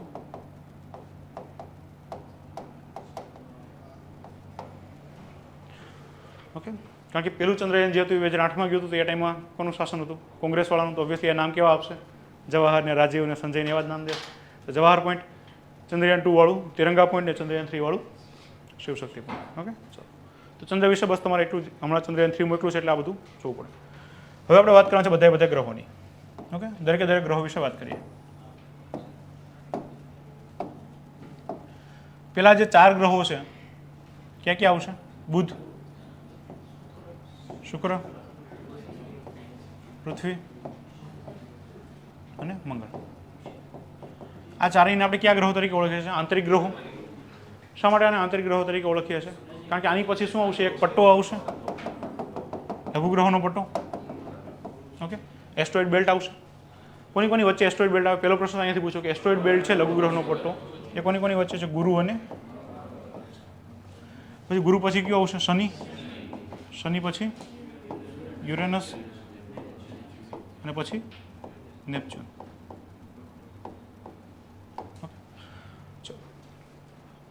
અહીંયા આપણે શરૂઆત પહેલા બુધથી કરીએ. સૌથી નજીકનો ગ્રહ બુધ છે, તો સૌથી વધારે ગરમ એ હોવો જોઈતો હતો, કારણ કે સૂર્યની સૌથી નજીક છે. સૌથી નાનો દિવસ ને સૌથી નાનું વર્ષ એની પાસે હોવું જોઈતું હતું, પણ એવું નથી.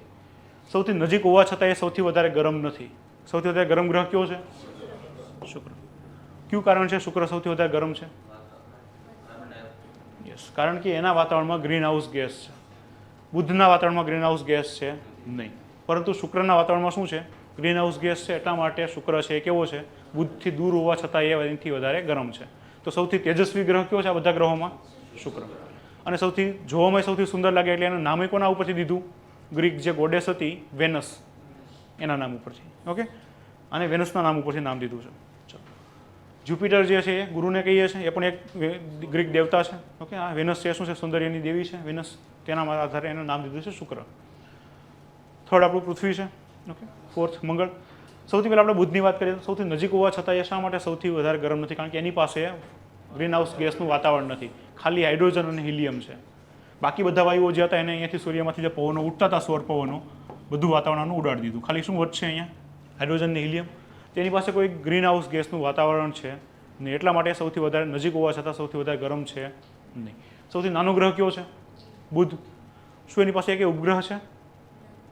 બુધ પાસે કોઈ પણ ઉપગ્રહ છે નહીં. તો બુધ અને શુક્ર કેવા છે? કોઈ પણ ઉપગ્રહ નથી. ચાલો, બુધ ઉપર કોઈ મિશન મોકલ્યું છે તાજેતરમાં? બેપી કોલંબો. ઓકે, આની ઉપર જે મિશન મોકલ્યું છે બેપી કોલંબો નામનું મિશન મોકલ્યું છે. શુક્રની વાત કરીએ હવે આપણે. શું બુધ સૌથી નજીકમાં છે તો સૌથી સ્ટ્રોંગ રોટેટ થતો છે પોતાની ધરી ફરતે? ના, કારણ કે સૂર્યનું સૌથી વધારે ગુરુત્વાકર્ષણ બળ કોને સહન કરવું પડે છે? આને. તે પોતાની ધરી ઉપર સૌથી સ્ટ્રોંગ નથી ફરતો. સૌથી વધારે ધરીમાં પોતાની સ્પીડમાં ફરનાર ગ્રહ કયો છે? દિવસ સૌથી ટૂંકો કોનો છે? ગુરુનો. દિવસ ક્યારે થાય? જ્યારે પોતાની ધરી ફરતી એક રાઉન્ડ ફરી લે એટલે દિવસ થઈ ગયું. તો દિવસ સૌથી ટૂંકો કોનો છે? ગુરુનો.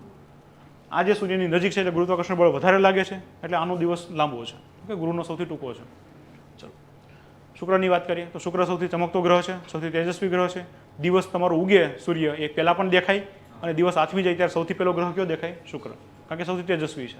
ઓકે, તો શુક્ર જે છે ઉગતા સૂરજનો ગ્રહ કહેવાય, અને દિવસ આથમી જાય પછી તમને પહેલો ગ્રહ આ દેખાશે. ચલો, શુક્રનું જે વાતાવરણ છે એમાં શું છે? ગ્રીન હાઉસ વાયુ આવેલા છે. ઓકે, હમણાં તાજેતરમાં જે વિનસ છે એની ઉપર મિશન મોકલવા માટે બહુ બધા દેશોએ પ્લાનિંગ કર્યું છે. 2032માં 2030 સુધીમાં મિશન મોકલશું. કયા કયા દેશો મિશન મોકલવાના છે? બુધ ઉપર સૌથી પહેલું મિશન મોકલનાર દેશ કયો હતો? મરીનર. મરીનર નામનું મિશન કોણે મોકલ્યું હતું? USA. ઓકે, શુક્ર ઉપર સૌથી પહેલું મિશન મોકલનાર કોણ હતું? USSR, રશિયા જે હતું પહેલાંનું. ઓકે, સંયુક્ત રાષ્ટ્રસંઘ. એણે જે છે સૌથી પહેલું મિશન મોકલ્યું હતું શુક્ર ઉપર. ઓકે, વેનેરા નામ હતું એનું, વેનેરા 7, વેનેરા 10. તે બધા જે છે શુક્ર ઉપર મિશન મોકલ્યા હતા કોણે? USSR.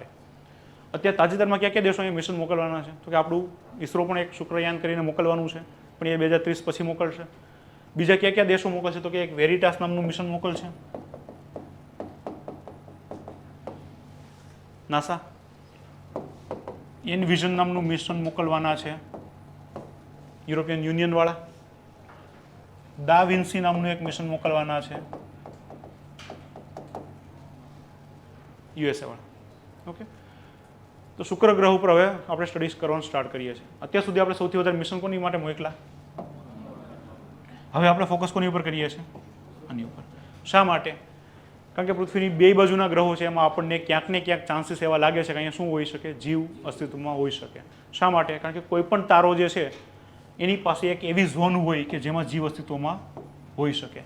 એ ઝોનને શું કહેવાય?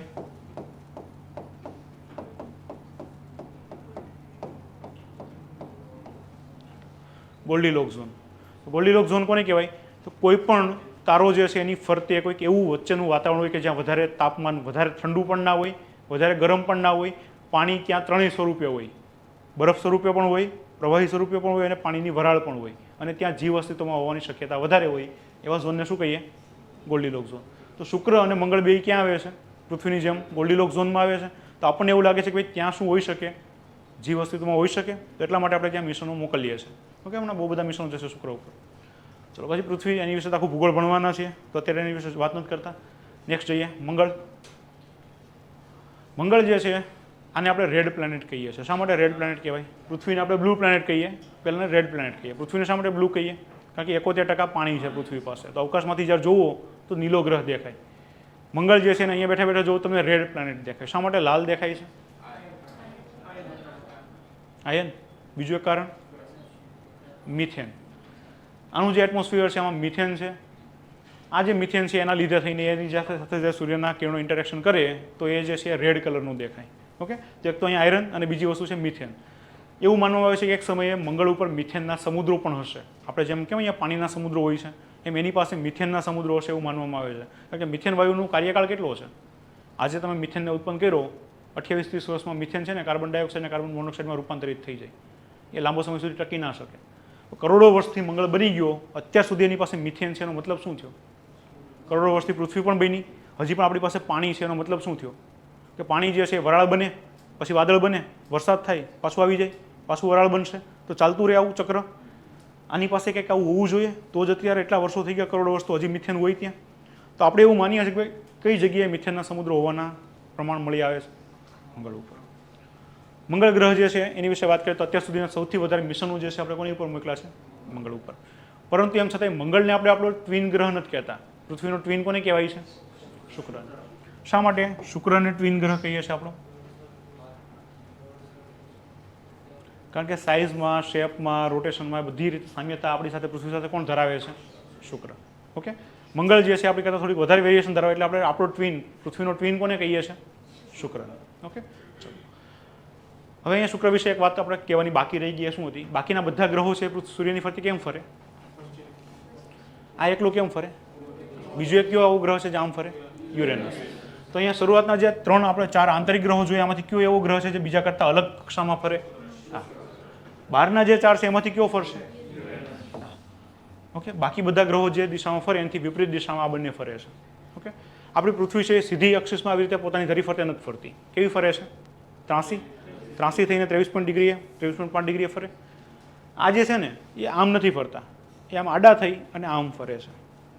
ઓકે, શુક્ર અને યુરેનસ. ઓકે, ચલો હવે આપણે વાત કરીએ મંગળની બીજી.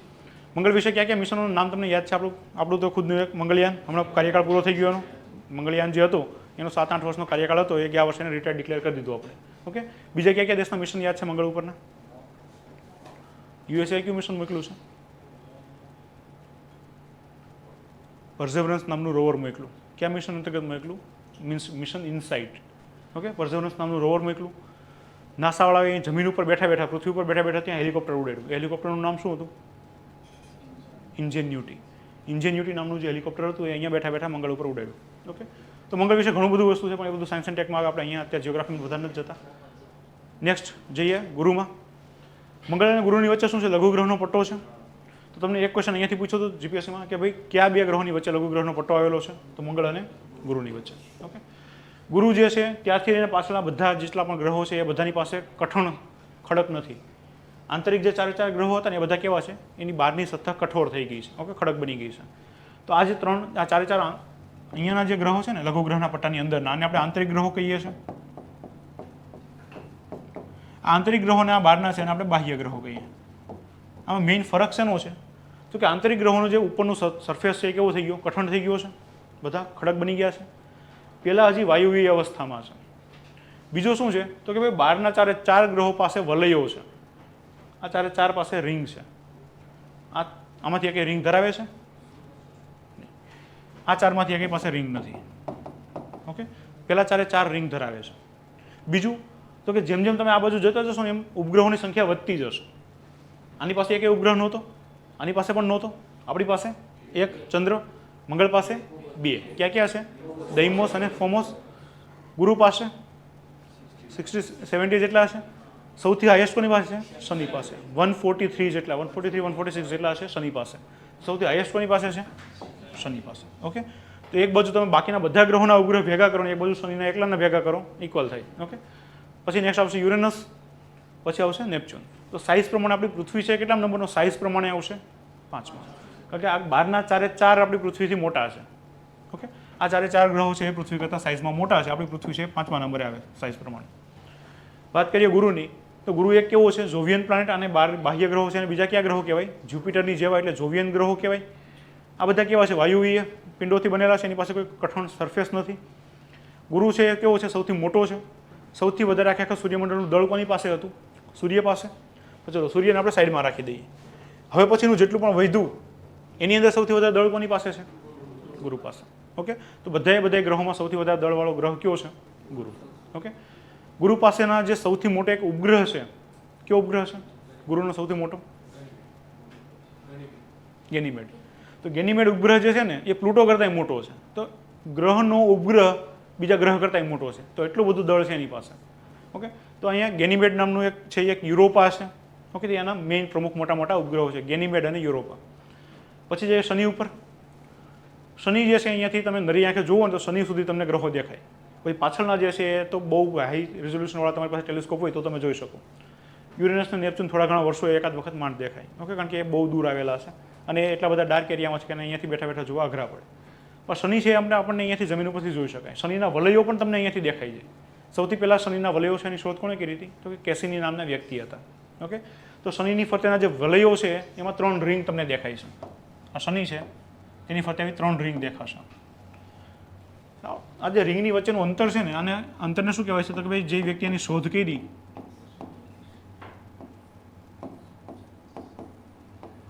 ઓકે એના નામ ઉપરથી કેસીની ડિવાઈડ કહીએ છીએ. અહીંયા જે મિશન મોકલવામાં આવ્યું હતું શનિ ઉપર, એ મિશનને પણ શું કહીએ છીએ, કેસીની નામનું મિશન હતું. જીપીએસસી અહીંયાથી પ્રશ્ન પૂછ્યો હતો કે નિમ્નલિખિતમાંથી કયા ગ્રહ ઉપર કેસીની યુઝન નામનું મિશન છે મોકલવામાં આવ્યું હતું. કયો ગ્રહ હતો તો શનિ. તો બહારના બધા ગ્રહો શું ધરાવે છે, વલયો ધરાવે છે. યુરેનસના નેપચ્યુનના વલયો અહીંયાથી નથી દેખાતા, પણ ત્યાં જે મિશનોની જેટલા પણ અહીંયાથી ઉડતા મિશન આમ ગયા છે, ઓકે, એ બધાએ યુરેનસના અને નેપચ્યુનના વલયની પણ પુષ્ટિ કરેલી છે. 2 મિશન અહીંયાથી આમ દૂર ગયા. અત્યારે સૂર્યમંડળની પણ બહાર જતા રહ્યા, વોયેજર 1 અને વોયેજર 2. ઓકે, નાસાના હતા. તે લોકો જ્યારે યુરેનસની નેપચ્યુનની પાસેથી પસાર થઈને આગળ ગયા તો એણે નક્કી કર્યું શું કહેવાય કે અહીંયા બેમાં શું છે, રિંગ છે. ઓકે, એની પુષ્ટિ કરી. તો અત્યારે 4 ગ્રહોની પાસે શું છે, વલયો છે. જેમ જેમ તમે આમ જતા જાઓ તો શનિ પાસે સૌથી હાઈએસ્ટ ઉપગ્રહ છે. પછી આની પાસે વધારે ઉપગ્રહો છે. આ બધા પાસે કેવા થતા જાય છે, ઉપગ્રહો ઓછા થતા જાય છે. ઓકે, હવે તમને એવું પૂછે કે સૌથી વધારે ઘનતા, આમાંથી આ પ્રશ્ન પણ પૂછ્યો છે જીપીએસસી, કયા ગ્રહની ઘનતા સૌથી વધારે છે. આ જે 8 ગ્રહ છે એમાં ઘનતા સૌથી વધારે કોની છે, ઘનતા કોને કહીશું, ઘનતાનું સૂત્ર શું છે, દળ અને છેદમાં વોલ્યુમ. ઓકે, માસ પર યુનિટ વોલ્યુમ. હું અહીંયા એક ટુકડો લઉં, 1 સેન્ટીમીટર બાય 1 સેન્ટીમીટરનો આવો ટુકડો લઉં. ઓકે, અને હું એનું વજન કરું, બધા ગ્રહમાંથી 1 સેન્ટીમીટરનો ટુકડો લઈ લઉં અને એનું વજન કરું તો સૌથી હાઈએસ્ટ વજન કયા ગ્રહના ટુકડાનું મળશે, પૃથ્વીનું. 5.5 ગ્રામ પ્રતિ centimetre cube. 1 centimetre by 1 centimetre by 1 સેન્ટીમીટરનું ક્યુબ લઉં આવો, તેનું વજન કેટલું થાય છે, આ સૌથી હાઈએસ્ટ છે. પૃથ્વીની ઘનતા આખા સૂર્યમંડળમાં સૌથી વધારે છે. ઓકે, ચાલો હવે આપણે બહારના ગ્રહોમાં એક ગ્રહો વિશે વાત કરતા જઈએ. ઓકે, સૌથી પહેલાં વાત કરીએ ગુરુ વિશે. તો ગુરુ છે એ કેવો છે? વાયુથી બનેલો ગ્રહ છે. દળની વાત કરીએ તો સૂર્યમંડળના બધા ગ્રહોમાં સૌથી હાઈએસ્ટ દળ કોની પાસે છે? ગુરુ પાસે. ગુરુનો સૌથી ઉપગ્રહ જે છે આપણે એક છે ગેનીમેડ અને એક છે યુરોપા. તો એ પ્લુટો કરતાં મોટી મોટી સાઇઝ ધરાવે છે. કે એટલું બધું દળ છે એની પાસે. હવે આ જે ગુરુ છે ને, તો ગુરુનો આવી રીતનો આ જે આકાર હોય, તો ગુરુ પાસે પણ શું છે? અહીંયા વાયુદાબના પટ્ટાઓ અને પવનો છે. અહીં એક મોટું બધું લાલ કલરનું ચક્રવાત, ઓકે, રેડ સ્પોટ, એ તમને કયા ગ્રહ ઉપર જોવા મળશે? ગુરુ ઉપર. ઓકે, કોણે આના ફોટા પાડીને મોકલા હતા? મસ્ત. એક તો હબલ ટેલિસ્કોપે મોકલા હતા, પણ એ થોડાક ઝાંખા હતા. એની કરતાં ક્લિયર કોણે મોકલા? તો કે અહીં એક મિશન મોકલ્યું હતું નાસાવાળાએ, જૂનો નામનું મિશન. કીધું જૂનો મિશન જે હતું એને સૌથી ક્લિયર ફોટા આના મોકલા. કોઈ જૂનો મિશન 2018માં રિટાયર થઈ ગયું. હવે અત્યારે જેમ્સ વેબ ટેલિસ્કોપ છે એને આના સૌથી ક્લિયર ફોટા મોકલા અત્યાર સુધીના, કે આ જે લાલ કલરનું ટપકું છે એ પરમિનન્ટલી ત્યાં એવું ચક્રવાત રહી છે ગુરુ ઉપર. ઓકે, ચલો ગુરુ વિશે વાત કરીએ તો સૌથી પોતાની સ્પીડમાં પોતાની ધરી ફરતે ફરનાર ગ્રહ કયો છે? ગુરુ. ઓકે, ગુરુની સ્પીડ પોતાની ધરી ફરતે ફરવામાં સૌથી વધારે છે. ઓકે, તો સૌથી ટૂંકો દિવસ કોનો થશે? ગુરુનો. ઓકે, ચલો પછી નેક્સ્ટ જઈએ શનિમાં. શનિ પાસે શું છે? વલયો નરી આંખે અહીંયાથી દેખાય છે, 3 વલયો છે. શનિ પાસે સૌથી વધારે ઉપગ્રહો છે. શનિનું જે બહારનું સરફેસ છે ઉપરનું, એ શેનાથી બન્યું છે? બરફથી. કારણ કે હવે પછી જેમ જેમ તમે દૂર જતા જશો તાપમાન નેગેટિવમાં થતું જાય છે. તો શનિનું જે બહારનું સતહ છે શેનાથી બન્યું છે? Ice crystal. ઓકે, બરફના ટુકડાઓથી બનેલું છે. ઇવન આ જે રિંગ છે ને એ પણ બરફના ટુકડાઓથી બનેલી છે. ઓકે, આઈસ ક્રિસ્ટલથી બની છે. શનિ જે છે એના માટે મિશન કયું મોકલ્યું હતું? કેસીની નામનું મિશન. કારણ કે આ વ્યક્તિએ જ રિંગ શોધ કરી હતી. તો કેસીની નામનું મિશન છે એ શનિ ઉપર મોકલ્યું. શનિનો એક મોટો ઉપગ્રહ છે એનું નામ છે ટાઇટન. તો કેસીનીમાં 2 વસ્તુ હતી. કેસીની નામનું એક અલગથી મિશન હતું, એની સાથે એક બીજું એક યંત્ર હતું, એનું નામ હતું હ્યુજન. તો કેસીની હતું એ ક્યાં ગયું? તો કે શનિની ફરતે ફરતું રહેશે. હ્યુજન નામનું જે વસ્તુ હતી આ ક્યાં ગયું? તો કે એનું જે ઉપગ્રહ હતો ટાઇટન ત્યાં ગયું. ઓકે, તો આ શનિના વલયો શોધનાર જે વ્યક્તિ હતો એના નામ પરથી કેસીની મિશન, અને હ્યુજન છે એ ગયું ટાઇટન ઉપર. શનિથી થોડાક આગળ જશું તો આવશે યુરેનસ. યુરેનસમાં અને શુક્રમાં કઈ સામ્યતા હતી? શુક્રમાં અને યુરેનસમાં બધા ગ્રહોથી વિપરીત કક્ષામાં ફરતા હતા. બીજી વસ્તુ કઈ સામ્યતા છે? શુક્ર સૌથી તેજસ્વી છે, સૌથી ગરમ છે, પેલો સૌથી ઠંડો છે. આપણને એમ લાગે સૌથી દૂરનો તો નેપચ્યુન છે, તો નેપચ્યુન સૌથી ઠંડો હોવો જોઈતો હતો, તો નજીકમાં તો આ હતો. તો આ નથી સૌથી વધારે ગરમ, તો સૌથી વધારે દૂરવાળો શા માટે ઠંડો થાય? સૌથી નેગેટિવ તાપમાન છે -200 ને કંઈક 43-46 જેવું છે, એ અહીંયા યુરેનસમાં જોવા મળે છે અહીંયા. ઓકે, તો યુરેનસ જે છે એનું તાપમાન -243-246 ડિગ્રી જેટલું જોવા મળે છે. સૌથી ઠંડો ગ્રહ કયો છે? યુરેનસ. ઓકે, પછી વાત કરીએ નેપચ્યુનની. નેપચ્યુન જે છે એમાં પણ અહીંયા પૃથ્વી ઉપર જેવી રીતે આપણે ચક્રવાત ને પ્રતિચક્રવાત ને એવું આવે ને, એવું ત્યાં આવે છે. સૌથી વધારે સ્ટ્રોંગ પવનો કોઈ ગ્રહ ઉપર ચાલતા હોય તો ક્યાં ચાલે છે? નેપચ્યુન ઉપર. ઓકે, તો બસ તમારે એટલા ગ્રહો વિશે આ બધી વસ્તુ યાદ રાખવાની હતી. તો હવે તમને અહીંયાથી પ્રશ્ન પૂછે, ચલો અત્યાર સુધી જેટલી વસ્તુ કીધી એની ઉપર હું તમને પ્રશ્ન બનાવીને પૂછું છું. ઓકે, 5-7 વિધાનો લખી દઉં છું, કયા વિધાન સાચા છે કયા વિધાન ખોટા છે કહેવાનું છે. ઓકે, તમારે પેલું વિધાન,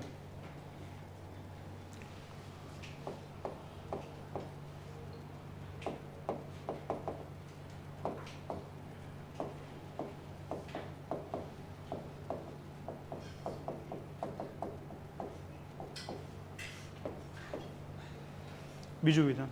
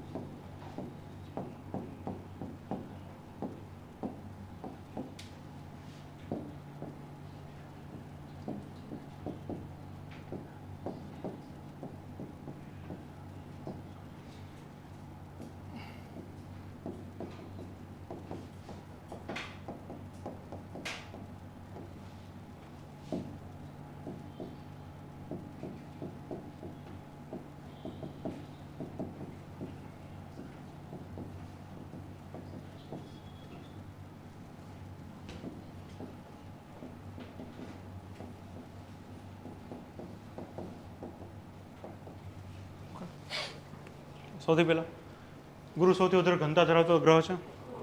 કયો આવતો હતો? પૃથ્વી. પણ અહીંયા ઘનતાની જગ્યાએ હું કરી દઉં દળ, તો સાચું. ઓકે. પૃથ્વીની જેમ શુક્ર ગ્રહ પણ ચુંબકીય ક્ષેત્ર ધરાવે છે. એમ કહેશે ક્લાસમાં તો નથી કરાયું. શું છે એની પાસે ચુંબકીય ક્ષેત્ર? ચુંબકીય ક્ષેત્ર ક્યારે બને? વાતાવરણ હોય તો ના. તમારા ગ્રહની અંદરની કોઈ સ્તર છે એમાં કોઈક એક સ્તર પ્રવાહી હોય તો, તમારા અંદરનું જે સ્તર છે એમાં ક્યાંક આયરન લોખંડ હોય તો, અને એ પ્રવાહી સ્વરૂપે ક્યાંક તરતું હોય તો આપણે પૃથ્વીની જે અંદર શું છે, આપણે એક ગર્ભ છે, બાહ્ય ગર્ભ, એમાં શું હોય છે? પ્રવાહી સ્વરૂપે છે. અને એ કોનાથી બન્યું છે? નિકલ અને ફેરસથી. તો આપણી પાસે શું છે? ચુંબકીય ક્ષેત્ર. આ તમારું હોમવર્ક છે કે આની પાસે શું, શુક્ર પાસે અને મંગળ પાસે ચુંબકીય ક્ષેત્ર છે. આ જોઈ લેજો. તો આ વિધાન આવું તમને સ્ટેટમેન્ટમાં એઝ ઇટ ઇઝ આપશે. તો અહીંયા શું આવશે?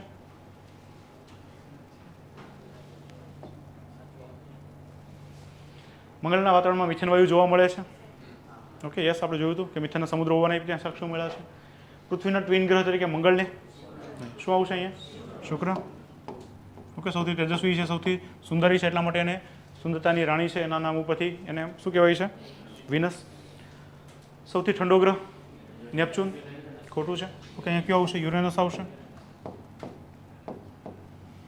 શુક્ર અને નેપચ્યુન બીજા ગ્રહો કરતાં અલગ પ્રદક્ષિણા કરે છે દિશામાં.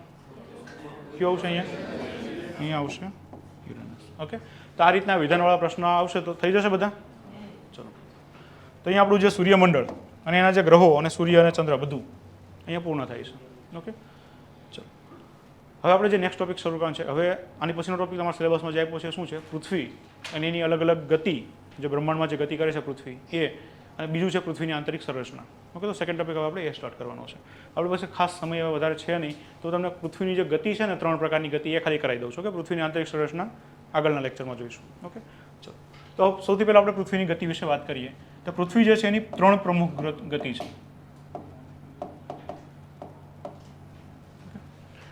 સૌથી પહેલાં વાત કરીએ તો પૃથ્વી પહેલી કઈ ગતિ કરશે? તો કે પોતાની ધરી ફરતે શું થાય છે? ધરી ભ્રમણ કરે છે. ઓકે, તો પહેલી ગતિ જે છે એ પોતાની ધરી ફરતે ધરી ભ્રમણ કરે છે. બીજી વસ્તુ શું કરે છે? તો કે સૂર્યની ફરતે પરિક્રમણ કરે છે.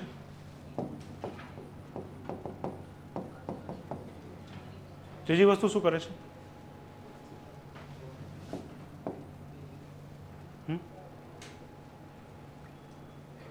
પોતાની ધરી ફરતે ફરશે, સૂર્યની ફરતે ફરશે, અને પૃથ્વીનો સૂર્ય આખું જે તારામંડળ છે, સૂર્યમંડળ, એ આપણા જે વચ્ચે શું એવું છે આકાશગંગામાં બ્લેક હોલ, એની ફરતે ફરશે.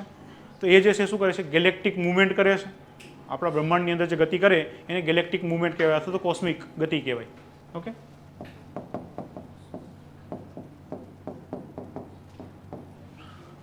તમારે આ ભણવાની જરૂર નથી. કોસ્મિક અથવા તો ગેલેક્ટિક મુવમેન્ટ જે છે તમારે ભણવાની જરૂર નથી. આપણે જે કામની છે કઈ છે? ધરીભ્રમણ અને પરિક્રમણ. ચલો, સૌથી પહેલાં આપણે વાત કરીએ ધરીભ્રમણ. તો ધરીભ્રમણના લીધે શું થાય છે પૃથ્વી ઉપર? દિવસ ને રાત. પણ એક સમાન દિવસ ને રાત નથી થતા પૃથ્વી ઉપર. કોઈક જગ્યાએ દિવસ લાંબો હોય, રાત ટૂંકી હોય. કોઈક જગ્યાએ 6 મહિનાનો દિવસ, 6 મહિનાની રાત્રિ હોય. આવું કોના લીધે થાય છે? તો કે પૃથ્વી જો સીધી અક્ષિસમાં આમને આમ રહી અને પોતાની ધરી ફરતે ફરતી હોત તો બધી જગ્યાએ 12 કલાકનો દિવસ, 12 કલાકની રાત્રિ રહેત. આપણે એવું નથી થતું. ધ્રુવ પ્રદેશમાં જે બાજુ પૃથ્વી નમેલી હોય, સૂર્ય બાજુ, એ બાજુના ધ્રુવમાં 6 મહિનાનો દિવસ હોય, બીજી બાજુના ધ્રુવમાં 6 મહિનાની રાત્રિ હોય. શા માટે આવું થાય છે? કારણ કે પૃથ્વી શું થાય? નમેલી એક્સિસમાં પોતાની ધરી ફરતે ફરે છે. ઓકે, તો અહીંયા શું થઈ ગયું? દિવસને રાત થાય છે, પણ દિવસને રાત અસમાન શેના લીધે થાય છે? તો કે પૃથ્વી 23.5 ડિગ્રી નમેલી એક્સિસમાં શું કરે છે? પોતાની ધરી ફરતે ફરે છે, એટલે દિવસને રાત એક સમાન થતા નથી. એમ છતાંય 2 મહિનામાં દિવસને રાત એક સમાન આવે, માર્ચ મહિનામાં અને સપ્ટેમ્બર મહિનામાં. એ સમયમાં આખી પૃથ્વી ઉપર એક બાજુનો જે ભાગ સૂર્ય બાજુ હશે તો ત્યાં 12 કલાકનો દિવસ હશે, એની પાછળના ભાગમાં 12 કલાકની રાત્રિ હશે. ઓકે, એક દિવસ એવો સપ્ટેમ્બરમાં આવે ને એક દિવસ એવો માર્ચ મહિનામાં આવે. ઓકે, ચલો, વાત કરીએ પરિક્રમણની. પરિક્રમણ શું છે? તો કે એ શું કરે છે? અહીંયા સૂર્ય છે એની ફરતે ફરે છે. તો જો સૂર્યની ફરતે નોર્મલ રીતે સીધી એક્સિસમાં આવી રીતે ફરતી હોત ને તો કોઈ ઋતુ ના આવત. તો શું છે? પૃથ્વી નમેલી એક્સિસમાં છે, અહીંયા સૂર્ય છે, નમેલી એક્સિસમાં સૂર્યની ફરતે ફરે છે, એટલે શું થાય છે? તો કે પૃથ્વી ઉપર ઋતુઓ આવે છે. ઓકે, તો અહીંયા શું થશે? કે પૃથ્વી ઉપર જે ઋતુઓ છે એ શા માટે આવે છે?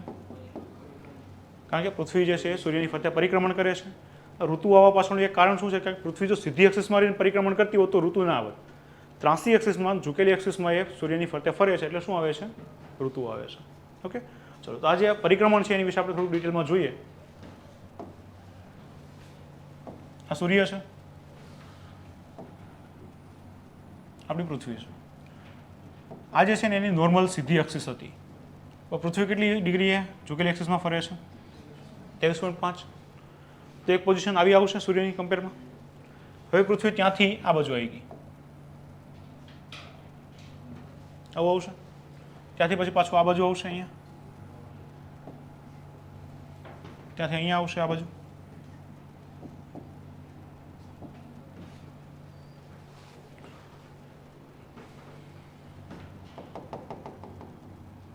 આ છે ઉત્તર ગોળાર્ધ અને આ છે દક્ષિણ ગોળાર્ધ. હવે તમે મને કહો, અત્યારે આ કન્ડિશન હતી ત્યારે કયો બાજુનો ગોળાર્ધ છે એ સૂર્ય બાજુ નમેલો છે? દક્ષિણ ગોળાર્ધ કે ઉત્તર ગોળાર્ધ? દક્ષિણ ગોળાર્ધ. તો દક્ષિણ ગોળાર્ધ છે એ ક્યાં છે? સૂર્ય બાજુ નમેલો છે. તો કઈ બાજુ દિવસ લાંબો હશે? દક્ષિણ ગોળાર્ધમાં. ઉત્તર ગોળાર્ધમાં કેવો હશે દિવસ? ટૂંકો હશે. તો ચલો અહીંયા વાત કરીએ. તો ઉત્તર ગોળાર્ધમાં શું હશે? દિવસ સૌથી ટૂંકો હશે. કયો એવો દિવસ હોય છે જ્યારે દિવસ નાનો અને રાત્રિ લાંબી હોય? આપણે 22મી ડિસેમ્બર. 22મી ડિસેમ્બર. ડિસેમ્બરે શું હોય? રાત્રિ મોટી હોય. 22 ડિસેમ્બરે શું હોય? રાત્રિ મોટી છે. ઓકે, અને દિવસ કેવો છે? ટૂંકો છે. દક્ષિણ ગોળાર્ધમાં એ દિવસે સેમ એના એ દિવસે શું હશે? દિવસ મોટો છે અને રાત્રિ ટૂંકી હશે. ઓકે, તો જે ઉત્તર ગોળાર્ધમાં એથી રિવર્સ દક્ષિણમાં હશે. આપણે દિવસ ટૂંકો હોય ને રાત્રિ કેવી છે? 22 ડિસેમ્બરે લાંબી હોય. નીચે શું થશે? દક્ષિણમાં 22મી ડિસેમ્બરે દિવસ સૌથી લાંબો હશે અને રાત્રિ સૌથી ટૂંકી હશે. ચલો આ બાજુ આવીએ. અહીંયા જે સૂર્યની કિરણો છે સીધી ક્યાં પડશે? તો કે અહીંયા વિષુવવૃત્ત ઉપર પડશે. અહીંયા જે છે સૂર્યની કિરણો સીધી ક્યાં પડશે? તો કે અહીંયા વિષુવવૃત્ત ઉપર સીધી પડશે. અહીંયા જે સૂર્યની કિરણો સીધી ક્યારે પડશે? અહીંયા. તો કે ભાઈ અહીંયા સૂર્યની કિરણો જે સીધી પડશે એ પડશે મકર ઋતુ ઉપર. તો સૂર્યની કિરણો મકર ઋતુ ઉપર જ્યારે પડતી હોય તો આપણે અહીંયા ડિસેમ્બર હોય ઉત્તર ગોળાર્ધમાં. સમય કેવો હોય? 22મી ડિસેમ્બરનો સમય છે. એ દિવસે સૌથી લાંબી રાત્રિ હશે, સૌથી ટૂંકો દિવસ હશે. ત્યારબાદ પછી આપણે ડિસેમ્બર પછી અહીંયા આવીએ માર્ચ મહિનામાં. તો માર્ચ મહિનામાં સૂર્યની કિરણો સીધી ક્યાં પડે? તો કે વિષુવવૃત્ત ઉપર. ઓકે, આ તમે કઈ રીતે સમજશો? આ જે છે ને આ પૃથ્વીનું ઉપરનું અક્ષિસ છે, આ પૃથ્વીની દક્ષિણની અક્ષિસ છે. આવી રીતે પૃથ્વી ઝૂકેલી છે. તો અત્યારે તો જે આ જે આપેલું છે આપણે શું કહેવાય કેમેરો, તો કેમેરાની લેન્સ જે છે એની સીધી કિરણ અહીંયા ક્યાં પહોંચે છે? વિષુવવૃત્ત ઉપર. અત્યારે શું આ જે પૃથ્વી નમેલી છે એ આમ નમેલી છે? ના, આમ નમેલી છે ના. કઈ રીતે છે? આમ. તો સીધી કિરણ ક્યાં પડશે? વિષુવવૃત્ત ઉપર. તો એવું ક્યારે બને છે? માર્ચ મહિનામાં. સેમ એવું ને એવું પાછું ક્યારે બનશે? સપ્ટેમ્બરમાં. તો માર્ચ મહિનામાં અને સપ્ટેમ્બર મહિનામાં સૂર્યની કિરણ સીધી ક્યાં પડશે? વિષુવવૃત્ત ઉપર. સેમ ત્યાં જશે ત્યારે પણ આવું જ થશે. તો એ બંનેમાં શું થાય છે? તો કે આખી પૃથ્વી ઉપર 12 કલાકનો દિવસ અને 12 કલાકની રાત્રિ રહી. તો આને શું કહેવાય છે? ઇક્વિનોક્સ કહેવાય. શું કહેવાય? ગુજરાતીમાં શું કહેવાય ઇક્વિનોક્સને? સંપાત કે સંયાત કે શું? સંપાત કહેવાય. તો એ આને કહેવાતું હશે. ઇક્વિનોક્સનો મતલબ શું થયો? 12 કલાકનો દિવસ અને 12 કલાકની રાત્રિ આખી પૃથ્વી પર જોવા મળે. ઓકે, તો એવું ક્યારે જોવા મળશે? એક માર્ચમાં અને એક સપ્ટેમ્બરમાં. એ આમાં આવશે. આ બંનેમાં સંપાત જે છે આમાં આવશે. વસંત ને ઓટમ વાળું તમે જે કહો છો ને, શરદ ને વસંત, એમાં આવશે. તો આના માટે કોઈ બીજો શબ્દ છે. ઇક્વિનોક્સનો મતલબ શું થયો? કે ભાઈ આખી પૃથ્વી પર 12 કલાકનો દિવસ રહેશે અને 12 કલાકની રાત્રિ ક્યારે જોવા મળશે? માર્ચમાં અને સપ્ટેમ્બરમાં. ઓકે, ચલો પછી આપણે સેકન્ડ નેક્સ્ટ જે અહીંયા આવશે, માર્ચ પછી કયો મહિનો આવશે? એપ્રિલ, મે અને જૂન. તો આપણે વાત કરીએ જૂન મહિનાની. જૂન મહિનામાં કયો ભાગ છે એ સૂર્ય બાજુ ઝૂકેલો છે? ઉત્તર ગોળાર્ધવાળો ભાગ. તો આજે ઉત્તર ગોળાર્ધવાળો ભાગ છે અહીંયા ઝૂકેલો છે. તો અહીંયા સૂર્યની કિરણો સીધી કયા એક્સિસ ઉપર પડશે? કર્કવૃત્ત ઉપર. કર્કવૃત્ત ઉપર સૂર્યની કિરણો સીધી પડશે એટલે અહીંયા આપણે દિવસ કેવો હશે? લાંબો હશે. રાત્રિ કેવી હશે? ટૂંકી હશે. તો કયા દિવસે દિવસ લાંબો હોય આપણો? 21. ઓકે, દિવસ લાંબો છે અને રાત કેવી છે? ટૂંકી. ત્યાં કેવું છે? 22મી ડિસેમ્બરે રાત લાંબી છે અને દિવસ ટૂંકો છે. તો અત્યારે હું તમને આજે કહું છું ઉત્તર ગોળાર્ધનું કહું છું. દક્ષિણ ગોળાર્ધમાં એનાથી વિપરીત હશે. તો અહીંયા દક્ષિણ ગોળાર્ધમાં કેવું હશે? 21મી જૂને રાત સૌથી લાંબી હશે અને દિવસ સૌથી ટૂંકો હશે. ઓકે, ચલો. જ્યારે આપણે ઉત્તર ગોળાર્ધમાં જે સિઝન ચાલતી હોય ને એનો એ સંપાત કહેવાય. તો અહીંયા જૂન મહિનામાં આપણે કઈ સિઝન ચાલતી હોય? આપણો જે જૂન મહિનો હોય એટલે હવે ઉનાળો પૂરો થાય એવો ચોમાસું, તો કઈ સિઝન આવશે? 6 જે હોય છે હેમંત, શિશિર, વસંત, ગ્રીષ્મ, તેમાં કઈ આવતી હોય? અહીંયા ક્યાં ક્યાં બે સંપાત આવે છે? શરદ સંપાત અને બીજો વસંત. તો અહીંયા કેવો સમય ચાલતો હશે? વસંત. સોરી, અહીંયા આપણે છે શરદ. શરદ. અહીંયા ઉત્તર ગોળાર્ધમાં કેવો હશે? શરદ, કારણ કે ડિસેમ્બર મહિનો છે. તો આપણે કેવો સંપાત આવશે અહીંયા? શરદ સંપાત. વાત કરીએ જૂનની, તો અહીંયા જૂનમાં કયો મહિનો ચાલતો હશે? વસંત. તો અહીંયા કયો સંપાત આવશે? વસંત સંપાત. ઓકે, તો અહીંયા સંપાતનો મતલબ શું થયો? ક્યારે દિવસને રાત લાંબા ટૂંકા હોય છે એને સંપાત કહીશું. ઇક્વિનોક્સનો મતલબ આખી પૃથ્વી ઉપર 12 કલાકનો દિવસ અને 12 કલાકની રાત્રિ જોવા મળશે. ઓકે, કારણ કે સૂર્યની કિરણો સીધી ક્યાં પડશે? વિષુવવૃત્ત ઉપર. તો માર્ચ મહિનામાં અને સપ્ટેમ્બર મહિનામાં સૂર્યની કિરણો વિષુવવૃત્ત ઉપર સીધી પડે છે, એટલે આખી પૃથ્વી ઉપર 12 કલાકનો દિવસ અને 12 કલાકની રાત્રિ જોવા મળે. સંપાતમાં શું થાય? તો કે ભાઈ શરદ સંપાતમાં શું થાય? તો કે 22મી ડિસેમ્બર આપણે રાત સૌથી લાંબી હશે, દિવસ સૌથી ટૂંકો હશે. 21મી જૂને દિવસ સૌથી લાંબો હશે, રાત સૌથી ટૂંકી હશે. ઓકે, તો અહીંયા સુધી આપણે રાખીએ છીએ આજે. આગળનું જ્યારે લેક્ચર આવશે ત્યારે હું તમને પૃથ્વીની આંતરિક સંરચના અને પછી બધા જે સ્તરો છે પૃથ્વીના એ બધા વિશે આપણે જોઈશું. Okay, thank you.